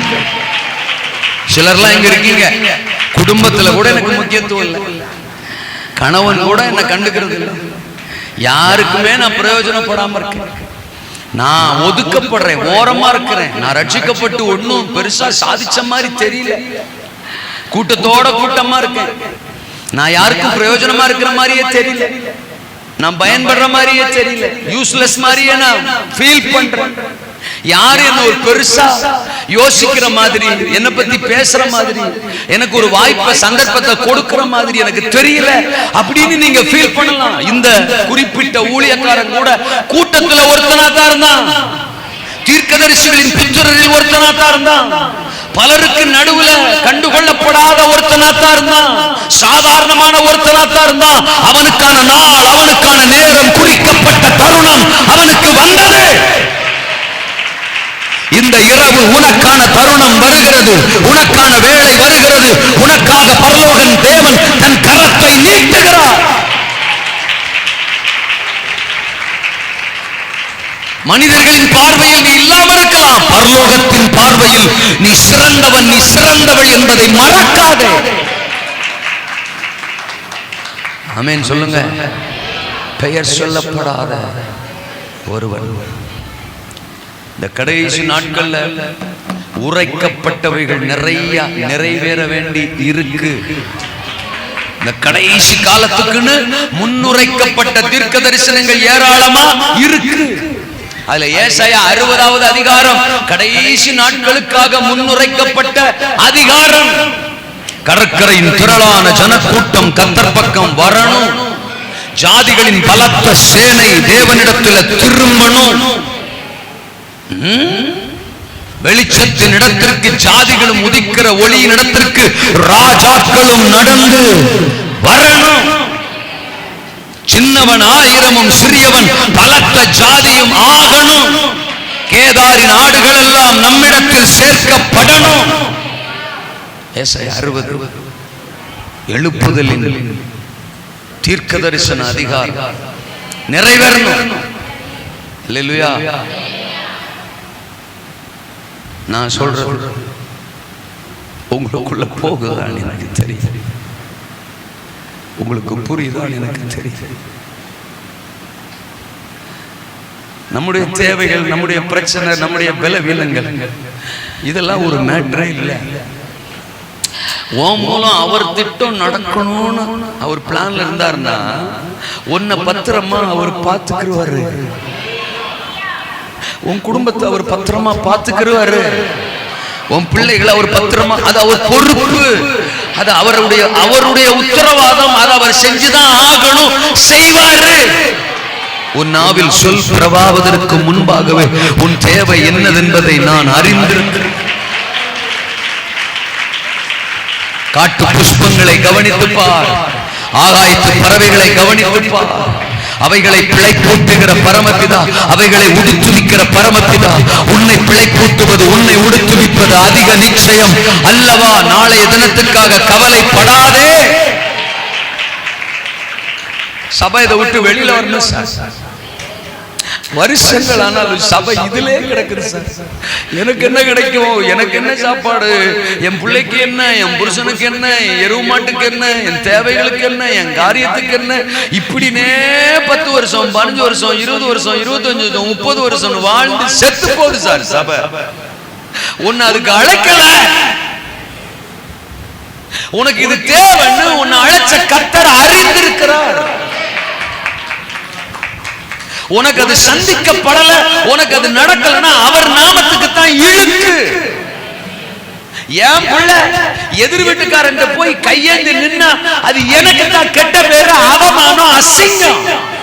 அப்ப என் புள்ள இன்னொருத்தன் கையேந்தாம நிக்கிற அளவுக்கு அவனை பார்த்துக்க வேண்டியது என்னுடைய பொறுப்பு. இதை என் புள்ள புரிஞ்சுக்கணும், இதை என் புள்ள புரிஞ்சுக்கணும். சபைக்கு இதை புரிய வைக்கிறதுக்கே ஆவியானவர் பல வருஷமா போராடுறார். பலருக்கு பல வருஷங்கள் போராடியும் புரியவே மாட்டேங்குது. நம்முடைய சுய தேவைகள்லயே வாழ்க்கைய முடிஞ்சிருது. ரட்சிக்கப்பட்டு இத்தனை வருஷம் என்ன பண்ண ராஜாவுக்காக அப்படின்னா ஒண்ணுமே இல்ல. வீடு கட்டின, என்ன வீடு, உனக்கு ஒரு வீடு வேணும்னு அவருக்கு தெரியும். கார் வாங்கின, கார் உனக்கு வேணும்னு அவருக்கு தெரியும். நீ வச்சிருக்கிற காரோ, உனக்கு அவர் கொடுத்த வீடோ தோத்திரம், நீ கட்டி இருக்கிற வாட்சியோ, நீ வச்சிருக்கிற செல்போனோ, உனக்கு இருக்கிற ஐஸ்வர்யங்களோ தோத்திரம் அவருடைய ஆசீர்வாதத்துக்கு இல்லைன்னா அவர் உன்னை அழைச்சதற்கு அடையாளம் அல்ல, அல்ல, அல்ல, அல்ல. இந்த ஊழியக்காரனே தான் பண்றான், ஊழியக்காரனே தான் பண்றான். பேரு, புகழ், பணம், பதவி, சொத்து, சுகம், இதுல ஊழியக்காரன் தேசத்துல கிடக்குறாங்க. இதுக்கிட்ட எழுப்பு பேசினாப்புல எழுப்பு வந்துருமா? அவர் நம்மளை அழைச்சது, அவர் நம்மளை அபிஷேகிச்சது வேற ஒரு நோக்கத்துக்காக, வேற ஒரு நோக்கத்துக்காக. சாதிக்க எவரும் சாதிக்காதத நான் சாதிக்க. இதை நீங்க அறியணும், அந்த அறிவோட நீங்க எழுப்பணும், சாதிப்பீங்க. இஸ்ரவேலின் நான் தாயாக எழும்பும் அளவும் கிராமங்கள் பாழாய் போயின. அன்னைக்கு தெபராளுக்கு யார் பிரசங்கம் பண்ணா? தெபராளுக்கு என்ன சபை இருந்துச்சு? தெபராளுக்கு என்ன மீட்டிங் நடந்துச்சு? தோத்திரம் ஒரு பேரிச்ச மரத்துக்கு கீழே உட்கார்ந்து இருக்கிறவ, அவளுக்கும் குடும்பம் இருந்துச்சு, அவளுக்கும் புருஷன் இருந்தான். அந்த நாட்கள்ல தோத்திரம் அனுகூலமான சூழ்நிலைகள் கிடையாது. எங்க திரும்பினாலும் தேவனை தேடாத கூட்டம் தான் பெருகி இருந்துச்சு. ஆனா ஒத்த தெபராளுக்கு ஒரு அறிவு இருந்துச்சு. இந்த தலைமுறைக்கு என்னத்தான் கர்த்தர் அழைச்சிருக்கிறார், என்னத்தான் கர்த்தர் அபிஷேகம் பண்ணி இருக்கிறார். நான் எழும்புனா இஸ்ரவேல் எழும்பும், நான் எழும்பலன்னா கிராமங்கள் பாழாயிரும் அப்படின்னு எழும்புனா. அவ குடும்பத்துக்காக எழும்பல, அவ சோத்துக்காக எழும்பல, அவ ஆசீர்வாதத்துக்காக எழும்பல, தேசத்துக்காக எழும்புனா. அவ ஒருத்தி எழும்புனால பாராக்கின் கூட்டம் 10,000 கூட்டம் விரும்பியது.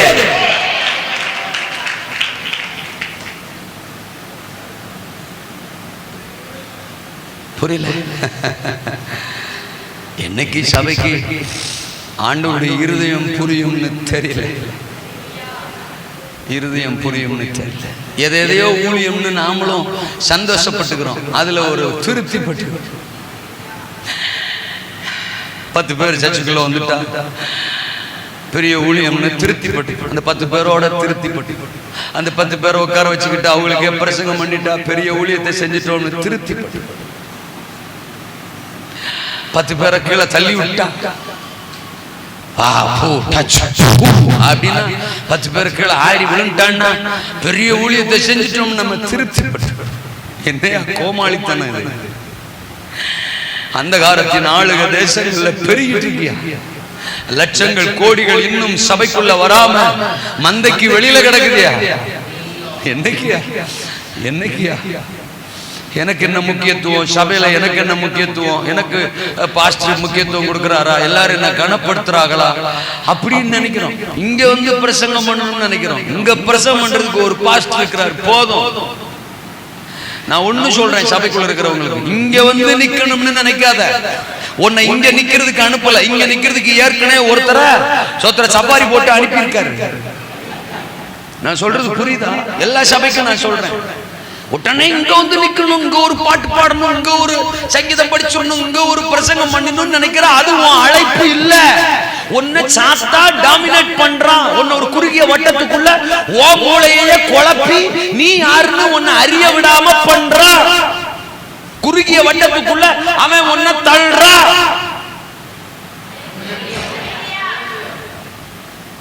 உலகமெங்கிலும் புறப்பட்டு சகல ஜாதிகளையும் சீசர் சர்வ சிருஷ்டிக்கும் சுவிசேஷத்தை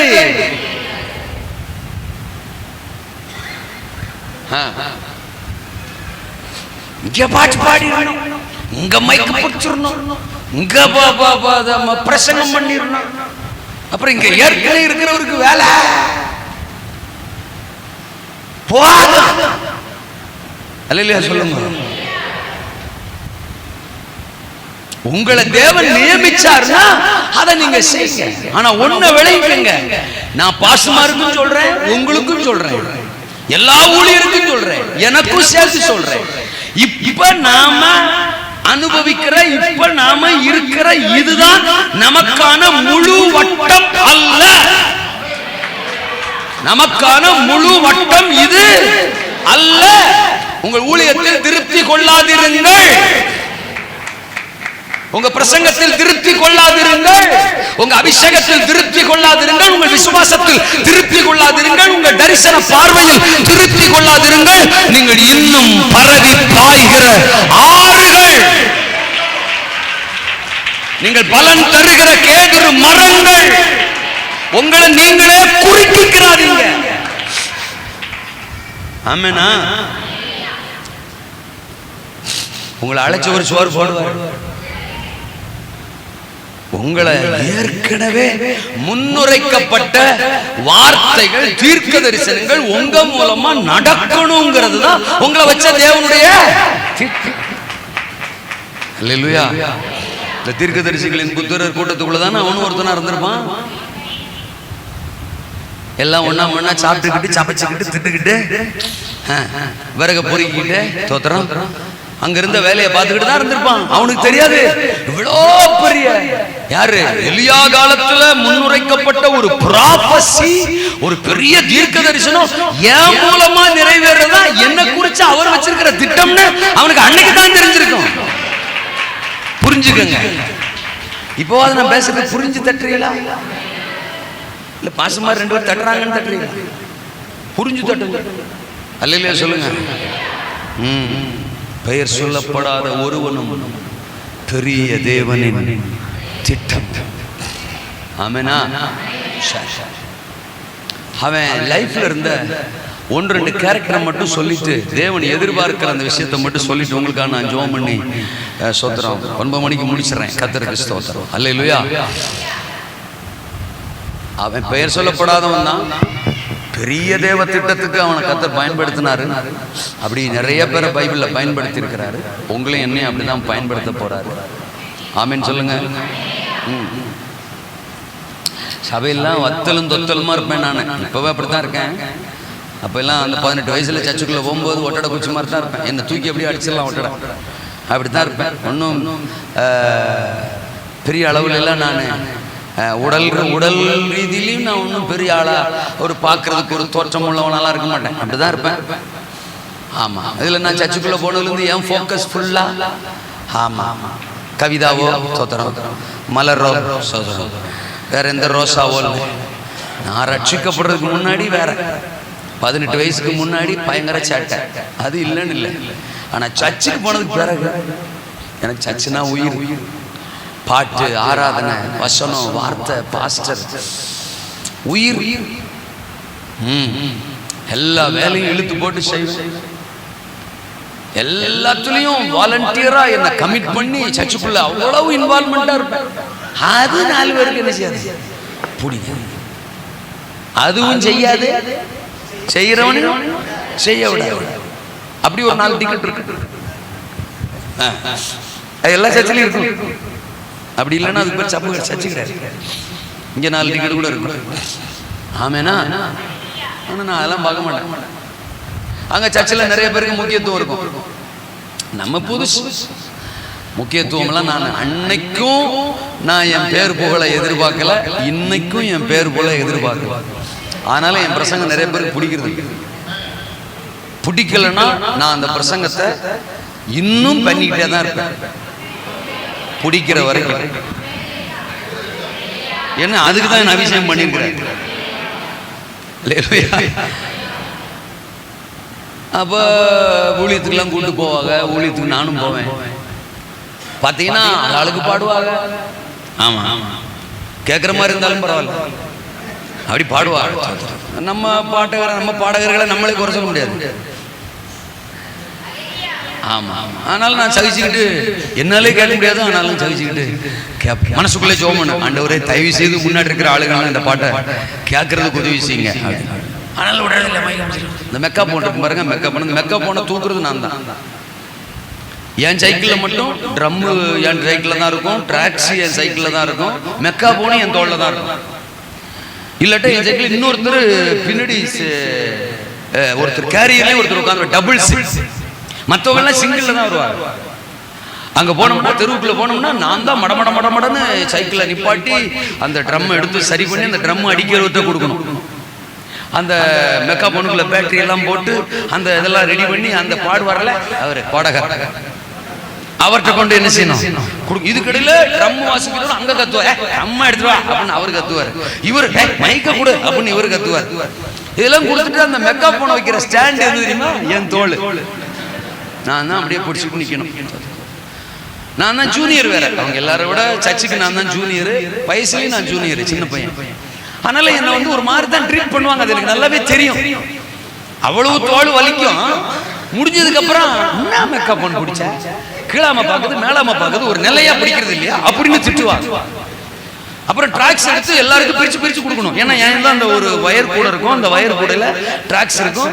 எடுத்து ஒவ்வொருத்தர் கையிலையும் நாங்க வந்து ட்ராக்ஸ் என்ன செய்யணும், பிரிச்சு கொடுக்கணும். அதுக்குள்ள ஒருத்தரும் கத்துவான் திட்டுவான். எனக்கு தெரியல என்னடா ஸ்பிரிட்னு. ஊழியம் செய்ய வந்துட்டு வந்த இடத்துல என்ன திட்டுறது, அங்க இருக்கிற பேரை திட்டினா கூட பரவாயில்ல, அங்க இருக்கிற பிசாசு திட்டாலும் பரவாயில்ல, நான் ஒண்ணு செய்யாம இருந்தாலும் பரவாயில்ல, எல்லாம் நான் தான் செய்வேன், செஞ்சுட்டு நான் தான் திட்டு வாங்குவேன். ஆமா, சாரி அண்ணன் மன்னிச்சுக்கணும், வாங்கிக்கணும். அப்புறம் முடிஞ்சதுக்கு அப்புறம் அவர்கிட்ட மிச்சம் இருக்கும் பாரு, இந்த மிச்சத்தையும் நாம கலெக்ட் பண்ணணும், வாங்கி திரும்ப அந்த கூடைக்குள்ள வைக்கணும். அப்புறம் அந்த அவர் அடிச்சு முடிச்சதோட சரி அவர் அப்படி வச்சிருவார். நான் போய் அதை எடுத்து ரெடி பண்ணி திரும்ப என் சைக்கிளில் மாட்டிக்கணும். இப்படிதான் இருந்துச்சு. சபையில எனக்கு ஒன்றும் பெருசா முக்கியத்துவம் கிடையாது. எல்லாம் என்ன கிண்டல் பண்ணுவாங்க, கேள்வி பண்ணுவாங்க. இதுல நான் அபிஷேகம் நிரம்பினா கேள்வி பண்ணுவாங்க, நான் அன்னிவாசி பேசினா கேள்வி பண்ணுவாங்க. தோத்தரம் நான் முழங்கால நின்று, அப்பெல்லாம் நாங்கள் முழங்கால தானே நிற்போம், முழங்கால தான் ஆவியில நிரம்புவோம். இந்த நின்று ஆராதிக்கிறது, இந்த கையை மேல மெதுவா உயர்த்துவோம், மூச்சை மெதுவா இழுத்து விடுவோம்.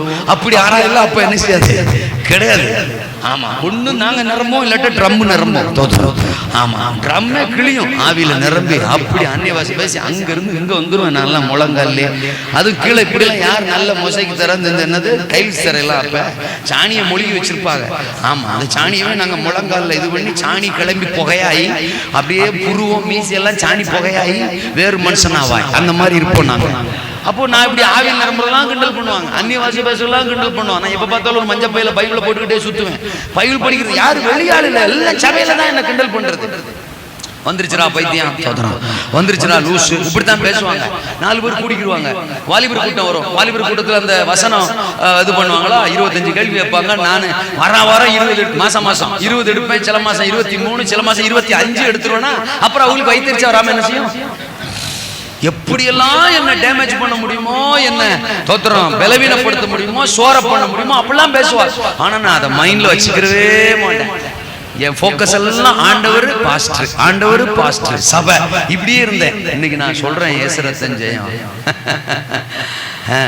நான் கடவுளுக்குள்ள வரும்போதெல்லாம் மாத்து சட்டை போடுறதுக்கு வழி இல்லாம தான் வந்தேன். நான் கடவுளுக்குள்ள வரும்போதெல்லாம் மத்தியான சோத்துக்கு வழி இல்லாம தான் வந்தேன். அடுத்த சோறுக்கு வழி இல்லாத சூழ்நிலை தான் வந்தேன். தோதரம் அந்த வயசுலயே படிப்பை தொடர முடியாம, படிப்புக்கு பணம் இல்லாம அந்த வயசுல நான் வேலை செய்ய போனேன்.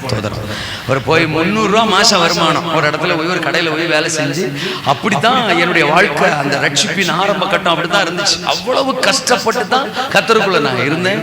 பழி சொல்லு, எல்லாரும் கிண்டல் பண்றது, நிந்திக்கிறது அப்படித்தான்.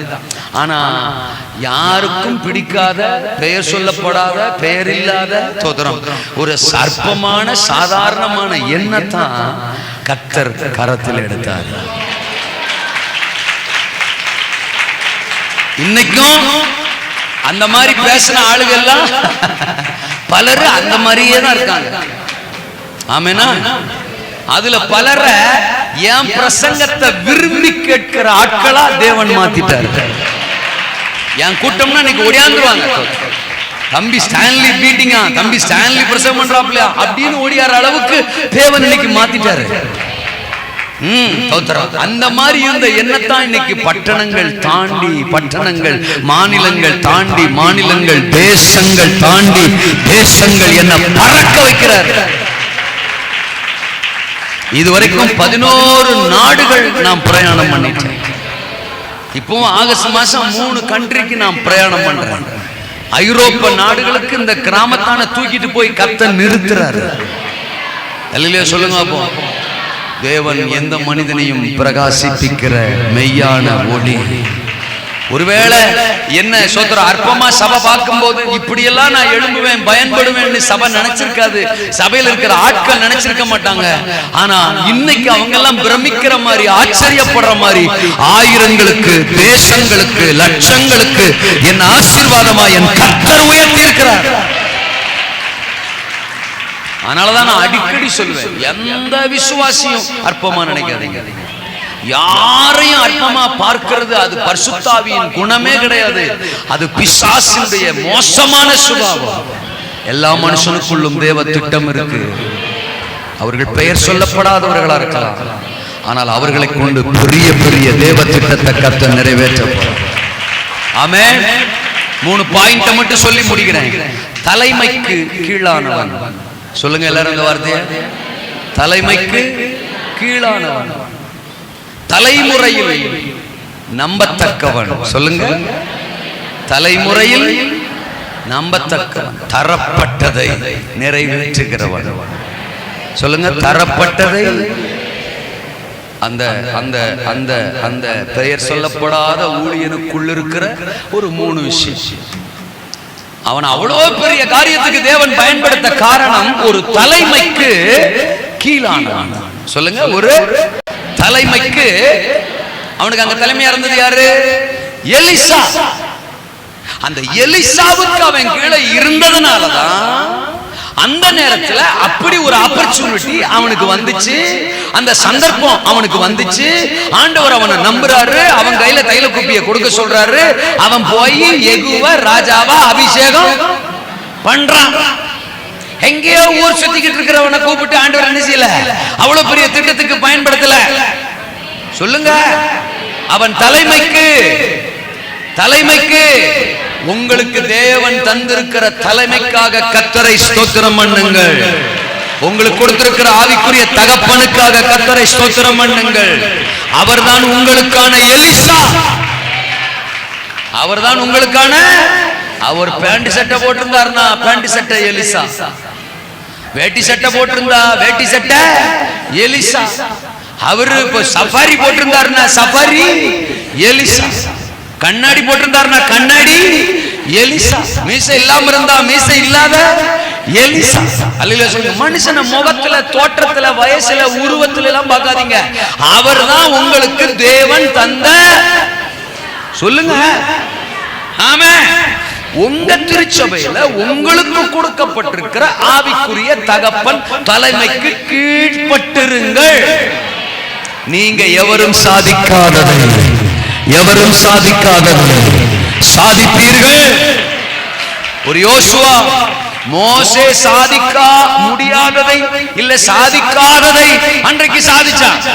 31 ராஜாக்களை வீழ்த்தி தேசத்தை சுதந்தரிச்சது சரித்திரத்துல சோத்திரம் இல்லாத ஒன்று. அப்படிப்பட்ட ஒன்றை யோசுவா அன்றைக்கு சாதிச்சதுக்கு காரணம் மோசே என்கிற தலைமைக்கு கீழான. அல்லேலூயா சொல்லுங்க. ஒரு நாள் உங்க ஆவிக்குரிய தகப்பன்மார உங்களை சத்தியத்துல வழி நடத்துகிற போதவர்களை அற்பமா நினைச்சாதீங்க. நான் தான் அது முதல்ல சொன்ன பாருங்க. நம்ம வித்தியாசமான எண்ணம் உண்டவங்களா இருந்தா தான் இந்த கோபம், பொறாமை, எரிச்சல், பாஸ்டருக்கு பாம்பு வைக்கிறது இதெல்லாம் வரும். இதை செய்ய வைக்கிறது யாரு? பிசாசு. நமக்குள்ள அப்படிப்பட்ட எண்ணங்களை விதைச்சிருவோம். அப்ப ஆட்டோமேட்டிக்கா நம்ம தேவ திட்டத்திலிருந்து என்ன செஞ்சிருவோம்? விலகி. No no no no no. தேவன் இந்த சரீரத்துல என்ன வச்சிருக்கிறாரு?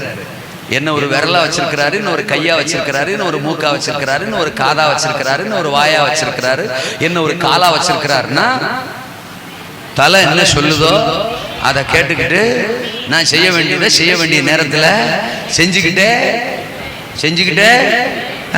சில சமயம் காலுக்கு அதிக வேலை இருக்கலாம், சில சமயம் கைக்கு அதிக வேலை இருக்கலாம். நிறைய சரீரத்துல வாய்க்கு தான் நிறைய வேலையே இருக்கு. எல்லாம் சொல்லுங்க. அப்பா நிறைய வேலை இருக்கலாம். அதுக்காக வாய் மூக்கோட கோவிச்சுக்க கூடாது, மூக்கு காதோட கோவிச்சுக்க கூடாது, காது காலோட கோவிச்சுக்க கூடாது. நான் சொல்றது உங்களுக்கு புரியும்னு நினைக்கேன். அல்லேலூயாவா. சில ஆளுக்கு மட்டும் அதிகமான வேலை இருக்கும், சில ஆளுக்கு மட்டும் அதிக முக்கியத்துவம் கொடுக்கிற மாதிரி தெரியும். அதுக்காக நீ கோச்சுக்கிறாத. உனக்கான நேரம் வரும்போது ஒன்னு ஆண்டவர் மேன்மைப்படுத்தி காட்டுவாரு. புரியுதா? எனக்கு முக்கியத்துவம், என் பேரு அப்படிங்கிற சிந்தை சுத்தமா நமக்கு வரவே எனக்கு கொடுக்கப்பட்ட தகப்பனுக்காக ஸ்தோத்திரம், தலைமைக்காக ஸ்தோத்திரம். எலிசாவுக்கு கீழே இருப்பது எனக்கு மிகப்பெரிய பாக்கியம். தீர்க்கதரிசிகளின் புத்திரரோடு இருப்பது எனக்கு மிகப்பெரிய, என் சபையோடு இருப்பது எனக்கு மிகப்பெரிய. அப்படித்தான் சொல்லிக்கிட்டு அங்கே இருந்தான். அவனுக்கான நேரம் வந்துச்சு. கர்த்தரவன கரத்துல எடுத்தா. அல்லேலூயா. இரண்டாவது நான் சொன்னேன், தலைமுறையில் நம்பத்தக்கவன்.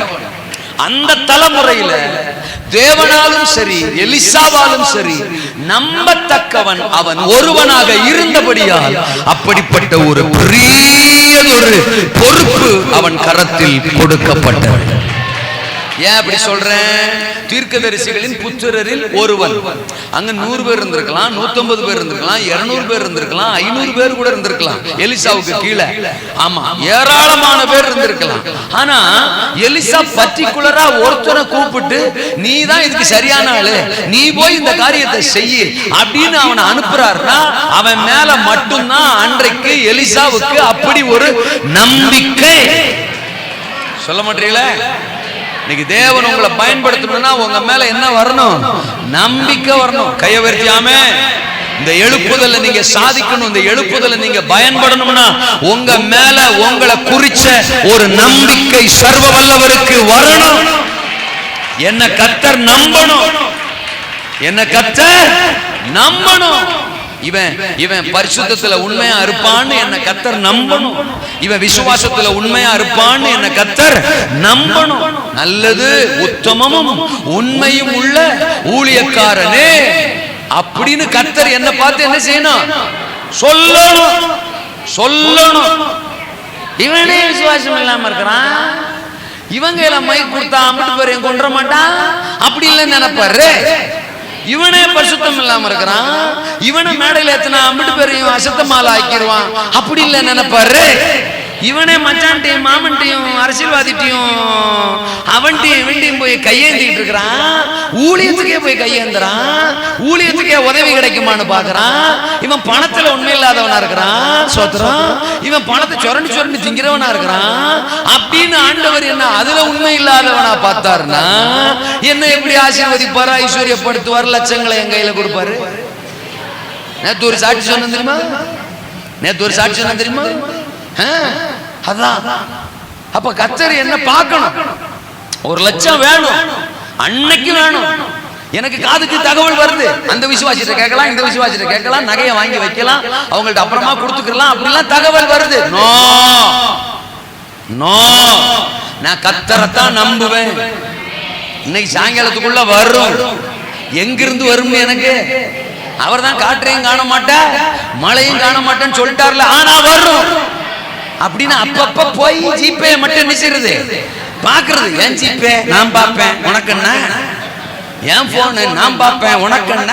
நான் பார்ப்பேன். ஒவ்வொரு முறையும் ஜெபம் பண்ணுவேன், பார்ப்பேன், ஒண்ணு வராது. திரும்ப ஜெபம் பண்ணுவேன், பார்ப்பேன், ஒண்ணு வராது. நேத்து சாட்சி இது சேகர் பிரதர் அல்ல சொல்லுங்க. ஜெபம் பண்ணுவேன், பார்ப்பேன், ஒண்ணு வராது. கரெக்டா 4 மணிக்கு 90,000 ரூபாய் டிங்னு வந்து விழுந்துச்சு. எனக்கு தேவை 1 லட்சம். இது என்னடா 90 வந்திருக்கு? அப்ப கூட எனக்கு உடன்பாடு இல்லை. 90 வந்திருக்கு அப்படின்னு அவருக்கு போன் அடிச்சா, ஏன் பாசர் அவசரப்பட்டு போன் அடிச்சீங்க, அடுத்த 10 அனுப்பிட்டு இருக்கிறேன், அப்புறமா பேசலாம் வைங்கன்றாரு. அப்ப கேட்ட 1 லட்சமும் வந்துட்டு. இப்ப கர்த்தர் என்ன நம்புவாரு? இவன் என்னடா இவ்வளவு மோசமா இருக்கான், 1 லட்சம் ரூபாய் வேணும், கழுத்து பிடி கொதவள பிடியா இருக்கு, ஆனா அவகதாராக அந்த நகையை வச்சுக்கலாம்னு பல தகவல் வருது. ஆனா இவன் எதுக்கு சாயாம கர்த்தர் கொடுப்பாருன்னு நிக்கிறானேடா, இவனை ஏமாத்திர கூடாதுன்னு சொல்லி எங்கேயோ ஒரு ஊழியக்காரனை உலுக்கி சாட்சியில பாதி தான் சொன்னேன். அவருக்கு அதை என்ன தெரியுமா? அவர் ஏன் 1 லட்சம் அனுப்புனாருன்னு தெரியுமா உங்களுக்கு? அவர் என்ன பண்ணிருக்காரு, ஒரு இடம் ஒண்ணு பல வருஷத்துக்கு முன்னாடி வாங்கி போட்டாராம். அந்த இடம் எங்கேயோ ஒரு மூலையில கிடக்கு. இப்ப அது அவசியப்படலை.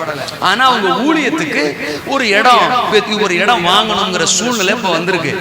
அப்போ என்ன பண்ணிருக்காங்க, அந்த இடத்த வித்துட்டு சபைக்காக இந்த இடத்த வாங்கிடுவோம் அப்படின்னு பிளான் பண்ணாங்களாம். அதை விற்கிறதுக்கு முயற்சி பண்றாங்க, ஒருத்தனுமே வரலையா. அது வாட்டுக்கு இவங்க முயற்சி பண்ணல, வீணா போயிட்டே இருக்கு. ஒரு நாள் திடீர்னு ஜெபம் பண்ணும்போது மனசுக்குள்ள ஒரு எண்ணம் வந்துச்சான். என் முகம் ஜெபத்துல ஞாபகத்துக்கு வந்துச்சான். அது இடையில எப்பயோ ஒரு நாள் வந்திருக்கு. என்னன்னா அப்போ ஆண்டவர் சொன்னாரா, ஆண்டவரே இந்த இடம் வித்தா ஏசுரத்தின் ஜெயம் பாஸ்டர் ஸ்டான்லிக்கு நான் 1 லட்சம் ரூபாய் ஊழியத்துக்கு கொடுக்குறேன்னு பொருத்தனை பண்ணாராம். அவரு யூடியூப் மெசேஜ் எல்லாம் கேட்பாரு போல, கேட்டு ஆசீர்வதிக்கப்பட்டவர் போல. ஆனாலும் என் முகத்தை ஆண்டவர் காட்டியிருக்காரு. சோத்திரம். நம்ம முகத்தையும் காட்டுறாரு பாருங்க. சோத்திரம். அப்போ எனக்கு இந்த முகத்தை காட்டுறாருனால நம்ப மாட்டேன். அல்லேலூயா. ஆனா இந்த விஷயத்துக்கு அப்புறம் உண்மையாலுமே நம்பினேன். அவங்க முகத்தை காட்டினார். உடனே ஒரு பொருத்தனை பண்ணியிருக்காரு. 1 லட்சம் ரூபான்னு நான் கொடுப்பேன்ட்டு ஒரு பொருத்தனை பண்ணியிருக்கிறாரு. பண்ணிட்டு விட்டுட்டாரு.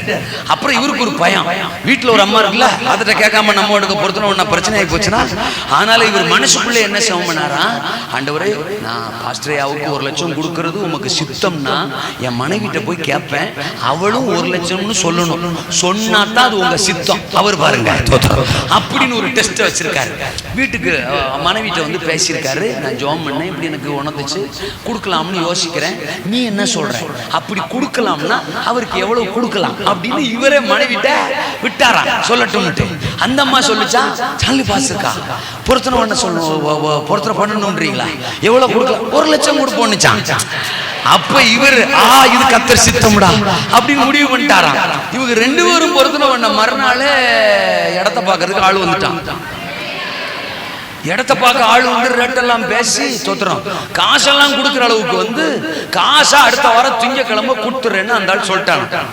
இப்போ நமக்கு இந்த காங்கிரீட் போடுறது வந்து சனிக்கிழமை இவர் கையில பணம் கொடுப்பேன்னு அவர் சொன்னது அந்த ஞாயிறு போய் திங்கக்கிழமை.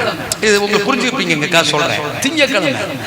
அப்போ அவருக்கு கதை நமக்கு தெரியாது, நம்ம கதை அவருக்கு தெரியாது. அவர் சென்னை மாநகரிலே தோத்திரம், நான் செம்பனார் கோயிலே தோத்திரம். அப்போ அந்த திங்கக்கிழமை பணம் கொடுக்குற வேண்டி சொல்றவன் வெள்ளிக்கிழமை ராத்திரி வந்து கொடுத்துட்டு போயிட்டான். வெள்ளிக்கிழமை ராத்திரி கொடுத்துருக்கான். உடனே இவர் என்ன பண்ணிருக்கிறாரு, பாஸ்டர் கையில நேரடியா தான் கொடுக்கணும். அடுத்த வாரம் நான் செவ்வாய் புதன் சென்னையில மீட்டிங்க்கு போறேன், அது அவருக்கு தெரியும். அப்ப சென்னை மீட்டிங்க்கு பாஸ்டர் வர்றாங்க.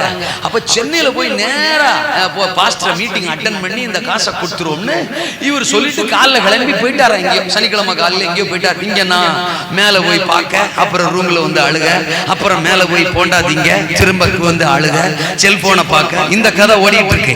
இவர் காலையில கிளம்பி வெளியில போயிட்டாரா. நான் அடுத்த வாரம் எனக்கு கொடுக்கலாம், நேரில் கொடுக்கலாம். மத்தியானம் போல வீட்டுக்கு வந்திருக்கிறாரு. வீட்டுக்கு வந்த உடனே ராஜமாதா அல்லையா சொல்லுங்க, அதான் பாஸ்டர் அம்மா என்ன சொல்லியிருக்காங்க, ஆமா அது என்ன இங்கே எங்கேயும் சுத்திட்டு இருக்கிறீங்க, பாஸ்டருக்கு பணத்தை அனுப்பிச்சிக்கலான்னு கேட்டாங்க. அடுத்த வாரம் தான் பாஸ்டர் வராருல்ல, வரும்போது நான் கொடுத்துறேன் அப்படின்னு இருக்கிறான். இந்த பாருங்க அந்த அம்மா இப்படி எவ்வளவு ஞானமா ஆண்டு பேசிக்கிறத பாருங்க. அந்த அவன் திங்கக்கிழமை தர்றேன்னா நேத்தே கொடுத்துட்டான். திங்கக்கிழமை தர்றவன் வெள்ளிக்கிழமை ராத்திரியே கொடுத்துருக்கான்னா என்ன அர்த்தம்? பாஸ்டர் அங்க ஏதோ ஒரு தேவையில இருக்கிறாரு. இருந்தா நீ தட்டணும், உனக்கு இருந்தா தட்டணும். பாஸ்டர் அங்க ஒரு தேவையில இருக்கிறாரு. அதனாலதான் வெள்ளிக்கிழமை ராத்திரியே இத கத்தரு கொடுத்திருக்கிறாரு. அப்போ தேவையில அவர் இருக்கும்போது நீங்க என்ன அடுத்த வாரம் அவரை நேரில் கொடுக்கறீங்க? பணத்தை அனுப்புறதுக்கு 1008 வழி இருக்கு. வாழ்க ராஜமாதா அல்ல சொல்லுங்க. பணத்தை அனுப்புறதுக்கு 1008 வழி இருக்கு. அதை விட்டு அடுத்த வாரம் அவர் வருவாரா, இவர் நேரில் போய் கொடுப்பாரா? இன்னைக்கே போறீங்க, அது என்ன ஏதுன்னு பார்த்து பணத்தை அனுப்பி வைக்கிறீங்கன்னு சொல்லி அந்த அம்மா மிரட்டினதுனால 3 மணிக்கு பணம் வந்துச்சு. நான் சொல்றது எத்தனை பேருக்கு புரியுது? இதுதான் அந்த சாட்சி. behind the screen அல்லே சொல்லுங்க, திரைக்கு பின்னால் நடந்தது. அப்போ தேவன் நம்மளை நம்பிட்டார்னா அல்லே சொல்லுங்க. இப்ப எனக்கு ஒரு நம்பிக்கை, அத்தாடி இவன் 1 லட்சத்துக்கு அப்படி நின்னானடா, இவனை நம்பி நாளைக்கு 1 கோடி கொடுக்கலாம்டா. கொஞ்சம் அப்படியே பேன் ஆகிற மாதிரி, புகை வர்ற மாதிரி தெரியுது. நான் இன்னைக்கும் சவால் விட்டு சொல்றேன், இந்த உலகத்துல மிகப்பெரிய கோடீஸ்வரனா நான் இருப்பேன். அன்னைக்கும் நான் இங்க வருவேன், அன்னைக்கு இதே மாதிரி தான் இருப்பேன். முடிஞ்சா அன்னைக்கு நான் ஆண்டவர் உங்களுக்கு ஏதாவது சொன்னார்னா அதை நான் செஞ்சுட்டு போவேன். ஆனா அன்னைக்கு உங்க லெவல்ல இதை விட பல மடங்கு இருக்கும். பாயாயோ எங்களை கர்த்தர் ஆசீர்வதிக்கிறாரு சொல்ற மாதிரி வேற மாதிரி நம்பணும். அதான் பாயிண்ட், பணம் பாயிண்ட் இல்ல. அல்ல சொல்லுங்க, பணம் மேட்டரே இல்ல, பணம் மேட்டரே இல்லை. சில விஷயங்களை என்னால சாட்சியா கூட சொல்ல முடியல. என்ன சொன்னா நிறைய பேருக்கு வயிறு அபான்னு எரியுது. ஆனாலும் நான் சொல்றதே இல்லை. அல்ல சொல்லுங்க, அமிக்கி வாசிக்கிறது நல்லதுரா அப்படின்னு ஆண்டியானர் அடிக்கடி சொல்றதுனால அமிக்கி வாசிக்க. ஆமேனா என்ன சார், பணம் ஓட்ட டவுசரை போட்டுட்டு பஞ்சர் ஓட்டிட்டு தோத்துறான், சோத்துக்கு வழி இல்லாம சுத்திட்டு இருந்தோம் சார். இன்னைக்கு ஆண்டவர் என்ன எத்தனை ஆயிரங்களுக்கு ஆசீர்வாதமா, ஆமென், எத்தனை ஊழியங்களுக்கு ஆசீர்வாதமா என்ன வச்சிருக்கிறார். அதனால கூட்டம் முடிஞ்ச உடனே என்கிட்ட ஏதாவது வாங்கலாம்னு வராது. அல்லையா சொல்லுங்க, என்ன மாதிரியே நீங்க கர்த்தரை நம்பி நில்லுங்க. சாகிறதா இருந்தா கூட சாவுங்க. நீங்க சாகிறதுக்கு முன்னாடி தோத்துறோம், உங்களுக்கு வர வேண்டியது வந்துடும். நான் சொல்றது ஏதாவது புரியுதா? தலைமுறையில் நம்பத்தக்கவன் என் கர்த்தர் என்ன நம்பணும். என்ன பலமுறை ஆண்டவர் சொல்லுவார், என்ன நிறைய பேர் ஏமாத்திட்டாங்கடா ஸ்டான்லி, நீயும் என்ன ஏமாத்திராத. அந்த வேர்டு ரொம்ப உடைக்கும், அந்த வேர்டு ரொம்ப அசைக்கும். நிறைய பேர் ஏமாத்துறாங்கடா, நிறைய பேர் ஏமாத்திட்டாங்கடா, ஏமாத்திட்டு தான் வாழ்றாங்கடா. அந்த கூட்டத்துல நீ ஒருத்தனா இருந்துடாதடா, நான் ஒன்னு நம்புறேன்னு சொல்லுவாரு. உங்களுக்கான உசுரை கூட கொடுப்பான். எனக்கு பணமோ பதவியோ இந்த உலகத்துல வேற எதுவுமோ முக்கியம். நான் எதுக்கு தெரியுமா அந்த ரெவரண்ட், இந்த பிசப்பு, இந்த வார்த்தைகள்லாம் அடிக்கடி என் பிரசங்கத்துல பேசுறேன்னா அது ஒட்டையணும், சுக்குநூறா ஒட்டையணும். இன்னைக்கு பாஸ்மார்கள் நோக்கம் எல்லாம் வேறையா மாறி போச்சு. எதுக்கு பின்னாலேயே ஓடிக்கிட்டு கிடக்குறாங்க. இதெல்லாம் அழியணும், அந்த ஆவிகள்லாம் சாகணும். அதுக்கு நான் பண்ணிக்கிட்டே தான் இருப்பேன். கையை உயர்த்தி ஒரு ஆமேன்னு சொல்லு. ஆமென். முதல்ல சொன்னார் தலைமைக்கு கீழே, இன்னும் அடுத்து சொன்னார் தலைமுறையில் தரப்பட்டதை நிறைவேற்று. போ, தைலத்தை அவன் மேல ஊத்து, இஸ்ரவேலின் மேல உன்னை ராஜாவா அபிஷேகம் பண்ணாருன்னு சொல்லு, கதவை திறந்து ஓடி அல்லேலூயா சொல்லுங்க. பாருங்க, அதே மாதிரி போறான், அவன் மேல தைலத்தை ஊத்துறான், அவனுக்கு சொல்றத சொல்றான், கொஞ்சம் காணி கொடுப்பான்னு வெயிட் பண்ணல, நமக்கு ஏதாவது கொஞ்சம் ஆதாயம் கிடைக்குமான்னு யோசிக்கல. எலிசாவுக்கு தெரியாம எகுகிட்ட இருந்து கொஞ்சம் கறந்துடலாமா, எகுகிட்ட இருந்து ராஜா நான் தான் வந்து சொல்லிக்க, நான் யார் தெரியுமா, எவ்வளவு பெரிய ஆளு, வெட்டு கொஞ்சம் காணிக்க அப்படிலாம் சொல்லலாமா? இல்லாட்டா அவன் ராஜாவான உடனே நமக்கு எனக்கு ஒரு வீடு ஒண்ணு ஒதுக்கி கொடுங்க, ஒரு நிலம் ஒண்ணு போட்டு கொடுங்க அப்படின்னு அவன் ஏதாவது ரெக்வஸ்ட் வைக்கலாமா? அப்படி எதையுமே அவன் பண்ணல. கதவை திறந்து அம்மா ஓடின மாதிரி தோத்துறான். ஆமா, அவனும் ஓடினான். அம்மா நடக்கிறா, அவன் ஓடினான். அல்லேலூயா சொல்லுங்க. கையை வரிச்சு ஆமென் சொல்லுங்க. உங்களுக்கு தரப்பட்டதை செய்யுங்கள். சபையில் உங்களுக்கு கொடுக்கப்பட்ட ஊழியத்தை செய்யுங்க. ஆண்கள் ஊழியமா அதை சந்தோஷமா செய்யுங்க. சின்ன பிள்ளைங்க ஊழியமா சந்தோஷமா செய்யுங்க. அம்மா சொல்றா எனக்கு பிரசங்கத்துல தூங்குற ஊழியம், அதை சந்தோஷமா செய், தொடர்ந்து செய். அல்லேலூயா சொல்லுங்க. தொடர்ந்து செய். அல்லேலூயா. நல்லா செய். நீ உறங்குறது கூட அழகாத்தான் இருக்கு. ஆமென் சொல்லுங்க. ஆமென் சோதரா. அப்போ உங்களுக்கு கொடுக்கப்பட்ட ஊழியத்தை செய்யுங்க. தரப்பட்டதை மட்டும் அதை தாண்டி செய்யாதீங்க. தரப்பட்டதை மட்டும் செய்யுங்க. உங்களை காட்டுறதுக்காக ஒண்ணு செய்யாதீங்க. உங்களுக்கு கொடுக்கப்பட்ட உத்தரவு. கொஞ்சத்துல உண்மையா இருந்தா அநேகத்துல அதிகாரி. ஆமென் சொல்லுங்க. நீங்கள் பெயர் சொல்லப்படாதவர்களா இருக்கலாம், சாதாரணமானவர்களா இருக்கலாம், சபையிலேயோ மற்றவர்களாலேயோ கண்டுகொள்ளப்படாதவர்களா இருக்கலாம். உங்களை வச்சு மிகப்பெரிய தேவ திட்டம் நிறைவேற போது. எழும்பி நிற்போம், நாம் ஜெபிக்க போகிறோம். கர்த்தர் நம்மோடு இந்த நல்ல இரவு நேரத்தில் பேசியிருக்க. நீங்க சாதாரணமானவர்கள் அல்ல. ஜெபம் முடிச்சுட்டு சோதரா நம்ம போலாம். 2 நிமிஷம் கண்களை மூடி. ஓ, உலகத்தின் பார்வைக்கு நீங்க ஒண்ணும் இல்லாம இருக்கலாம். மனுஷ பார்வைக்கு நீங்க சிந்தனையில இல்லாதவர்களா இருக்கலாம். அதெல்லாம் பார்க்காதீங்க. மனுஷனால நமக்கு ஒண்ணும் வரப்போறது இல்லம்மா. நம்ம வாழ்ந்தாலும் பேசுவோம், நம்ம தாழ்ந்தாலும் பேசுவோம். அதான் மனுஷன். நம்ம நல்லா இருக்கிறோங்கிறனால அவன் சந்தோஷப்பட்டுருவான்னு நினைக்கிறீங்களா? இல்ல, வைத்தறிஞ்சு பேசுவான். இல்ல நம்ம கஷ்டப்படுறோங்கிறனால 1000 2000 வந்து கொடுத்துருவான்னு நினைக்கிறீங்களா? அதுவும் இல்லை. இப்படி கிடக்குறா அப்படி கிடக்குறா அந்த குடும்பம் அப்படின்னு 10 பேரோட பேசி அதுல சந்தோஷம் பார்க்கும் உலகம். அதான் மனுஷன், அதான் உலகம். மனுஷனை உலகத்தை பார்க்காத, உன்னை உள்ளங்களை வரைஞ்சவரை மட்டும் பாரு. உன்னை குறித்து ஒரு பெரிய திட்டத்தை வச்சிருக்கிறவரை மட்டும் பாரு. யாக்கோபு எல்லா சூழ்நிலையிலும் கர்த்தரை மட்டும்தான் பார்த்தான். நேத்து சொன்னார் பாரு. ஆமா, லாபா ஒரு மாதிரி பாக்குறான், ஏசா ஒரு மாதிரி பாக்குறான். தீனாள் மூலம் பிரச்சனை வருது, 2 பிள்ளைங்க ஆம்பளை பிள்ளைங்க மூலம் பிரச்சனை வருது, பஞ்சம் வருது, என்னென்னமோ அவனை சுத்தி வருது. ஆனா எல்லா சூழ்நிலையிலும் கர்த்தரை மட்டும், கர்த்தரை மட்டும், அழைச்சவரை மட்டும், வாக்குத்தத்தம் கொடுத்தவரை மட்டும். நேற்று சொன்னதை இன்னைக்கு சொல்றேன். ஒரு பெற்றே, ஒரு வெளியே, ஒரு பெயர் சபா. யாக்கோபுக்கு ஒரு பெற்றே, ஒரு வெளியே, ஒரு பெயர் சபா.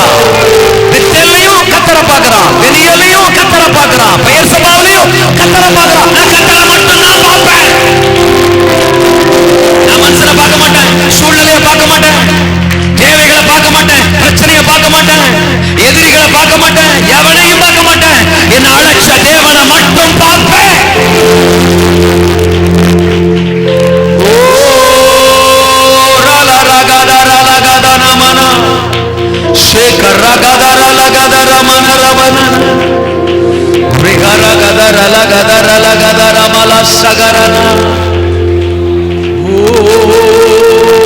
உம்மை நோக்கி பார்க்கின்றே, உம்மை நினைத்து துதிக்கின்றேன். சாதாரணமான என்ன வச்சா இவ்வளோ பெரிய திட்டம் ஆண்டவரே. சின்னவன் 1000ஆவா, சிறியவன் பலத்த ஜாதியாவா. குடும்பத்தில் அற்பமா நினைக்கப்பட்ட ஒரு சாதாரண தாவீது தான் இஸ்ரவேலுக்கு சொந்த சகோதரர்களால அற்பமா பேசப்பட்ட எகிப்திலே அதிபதியானான். மனுஷ திட்டத்துல நீங்க இல்லைன்னா சந்தோஷம், மனுஷ எண்ணத்துல நீங்க இல்லையா சந்தோஷம். நீங்க தேவனுடைய சிந்தனையில் இருக்கு. அவர் உங்களை உள்ள வரைஞ்சிருக்கிறார். நீங்க சாதாரணமானவர்கள் அல்ல, சாதிக்க பிறந்தவர்கள், சரித்திரம் படைக்க பிறந்தவர்கள், சாத்தானை அழிக்க பிறந்தவர்கள், எசபேலை அகற்ற பிறந்தவர்கள், தேசத்தை மாற்ற பிறந்தவர்கள், எழுப்புதலுக்கென்று பிறந்தவர்கள், ஏற்கனவே முன்னுரைக்கப்பட்டவைகளை நிறைவேற்றுவதற்கென்று பிறந்தவர்கள், பல எருக்களை எழுப்பிவிட பிறந்தவர்கள், எகுவையை அபிஷேகம் பண்ண பிறந்தவர்கள்.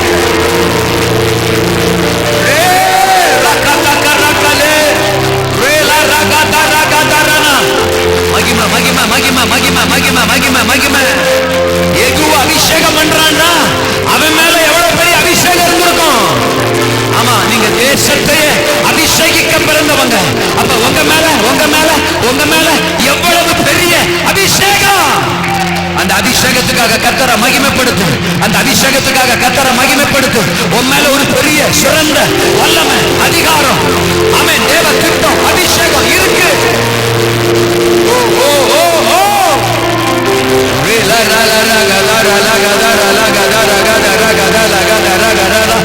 மகிமை மகிமை மகிமை மகிமை மகிமை மகிமை மகிமை.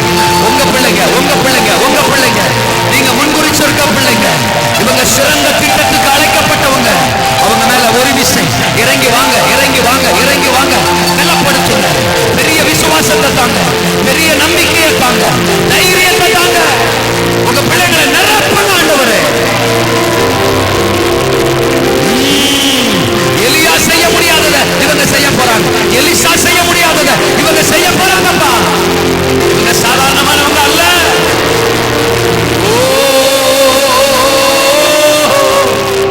என் பாத்திரம் நிரம்பி நிரம்பி வழிகின்றது, வழிந்து ஓடுகின்றது. எனக்குள்ளே ஜீவ ஊற்று, அது வற்றாது ஒரு நாளும் அரசே கரபாபா. எனக்குள்ளே ஜீவ ஊற்று, ஜீவ ஊற்று, ஜீவ ஊற்று, ஜீவ ஊற்று, ஜீவ ஊற்று, ஜீவ ஊற்று, ஜீவ ஊற்று, ஜீவ ஊற்று, ஜீவ ஊற்று, ஜீவ ஊற்று, ஜீவ ஊற்று. பொங்கி பொங்கி பொங்கி பொங்கி பொங்கி வா, பொங்கி வா, பொங்கி வா, பொங்கி வா, பொங்கி வா. எல்லாருக்குள்ளேயும் அபிஷேகம் பொங்கி வரட்டும், பொங்கி வரட்டும். பாத்திரம் நிரம்பட்டும், உச்ச தலையிலிருந்து உள்ளங்கால் வர ஒரு அக்கினி, ஒரு அக்கினி, ஒரு அக்கினி, ஒரு அக்கினி, ஒரு அக்கினி, ஒரு அக்கினி. Fire fire fire. பெற்றுக்கொள் பெற்றுக்கொள் பெற்றுக்கொள் பெற்றுக்கொள் பெற்றுக்கொள். ஒரு வா வா வா வா வா வா வா வா வா.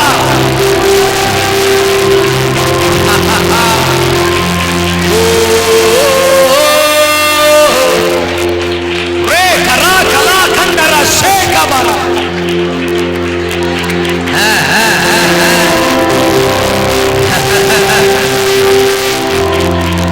இப்ப ஒண்ணு சொல்றேன் கேளுங்க. எகூவுக்கான வார்த்தை உனக்குள்ளே, எகூவுக்கான அபிஷேகம் உனக்குள்ளே, யெகோவாவின் திட்டம் உனக்குள்ளே, உனக்குள்ளே, உனக்குள்ளே. நீ எவ்வளவு ஸ்பெஷல் தெரியுமா? நீ எவ்வளவு ஸ்பெஷல் தெரியுமா? இந்த தேசத்துக்கான வார்த்தை உனக்குள்ள, உனக்குள்ள. உன் கிராமத்துக்கான வார்த்தை, உன் எதிர் வீட்டுக்கான வார்த்தை உனக்குள்ள.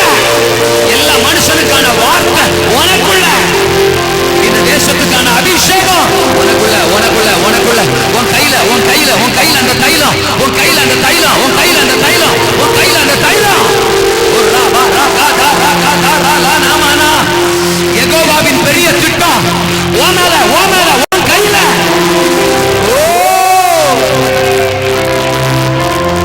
உனக்குள்ளே ஜீவ ஊற்று, வற்றாது ஒரு நாள். எனக்குள்ளே ஜீவ ஊற்று, வற்றாது ஒரு நாளும். என் பாத்திரம் நிரம்பி நிரம்பி வழிந்தது, வழிந்து ஓடுகின்றது.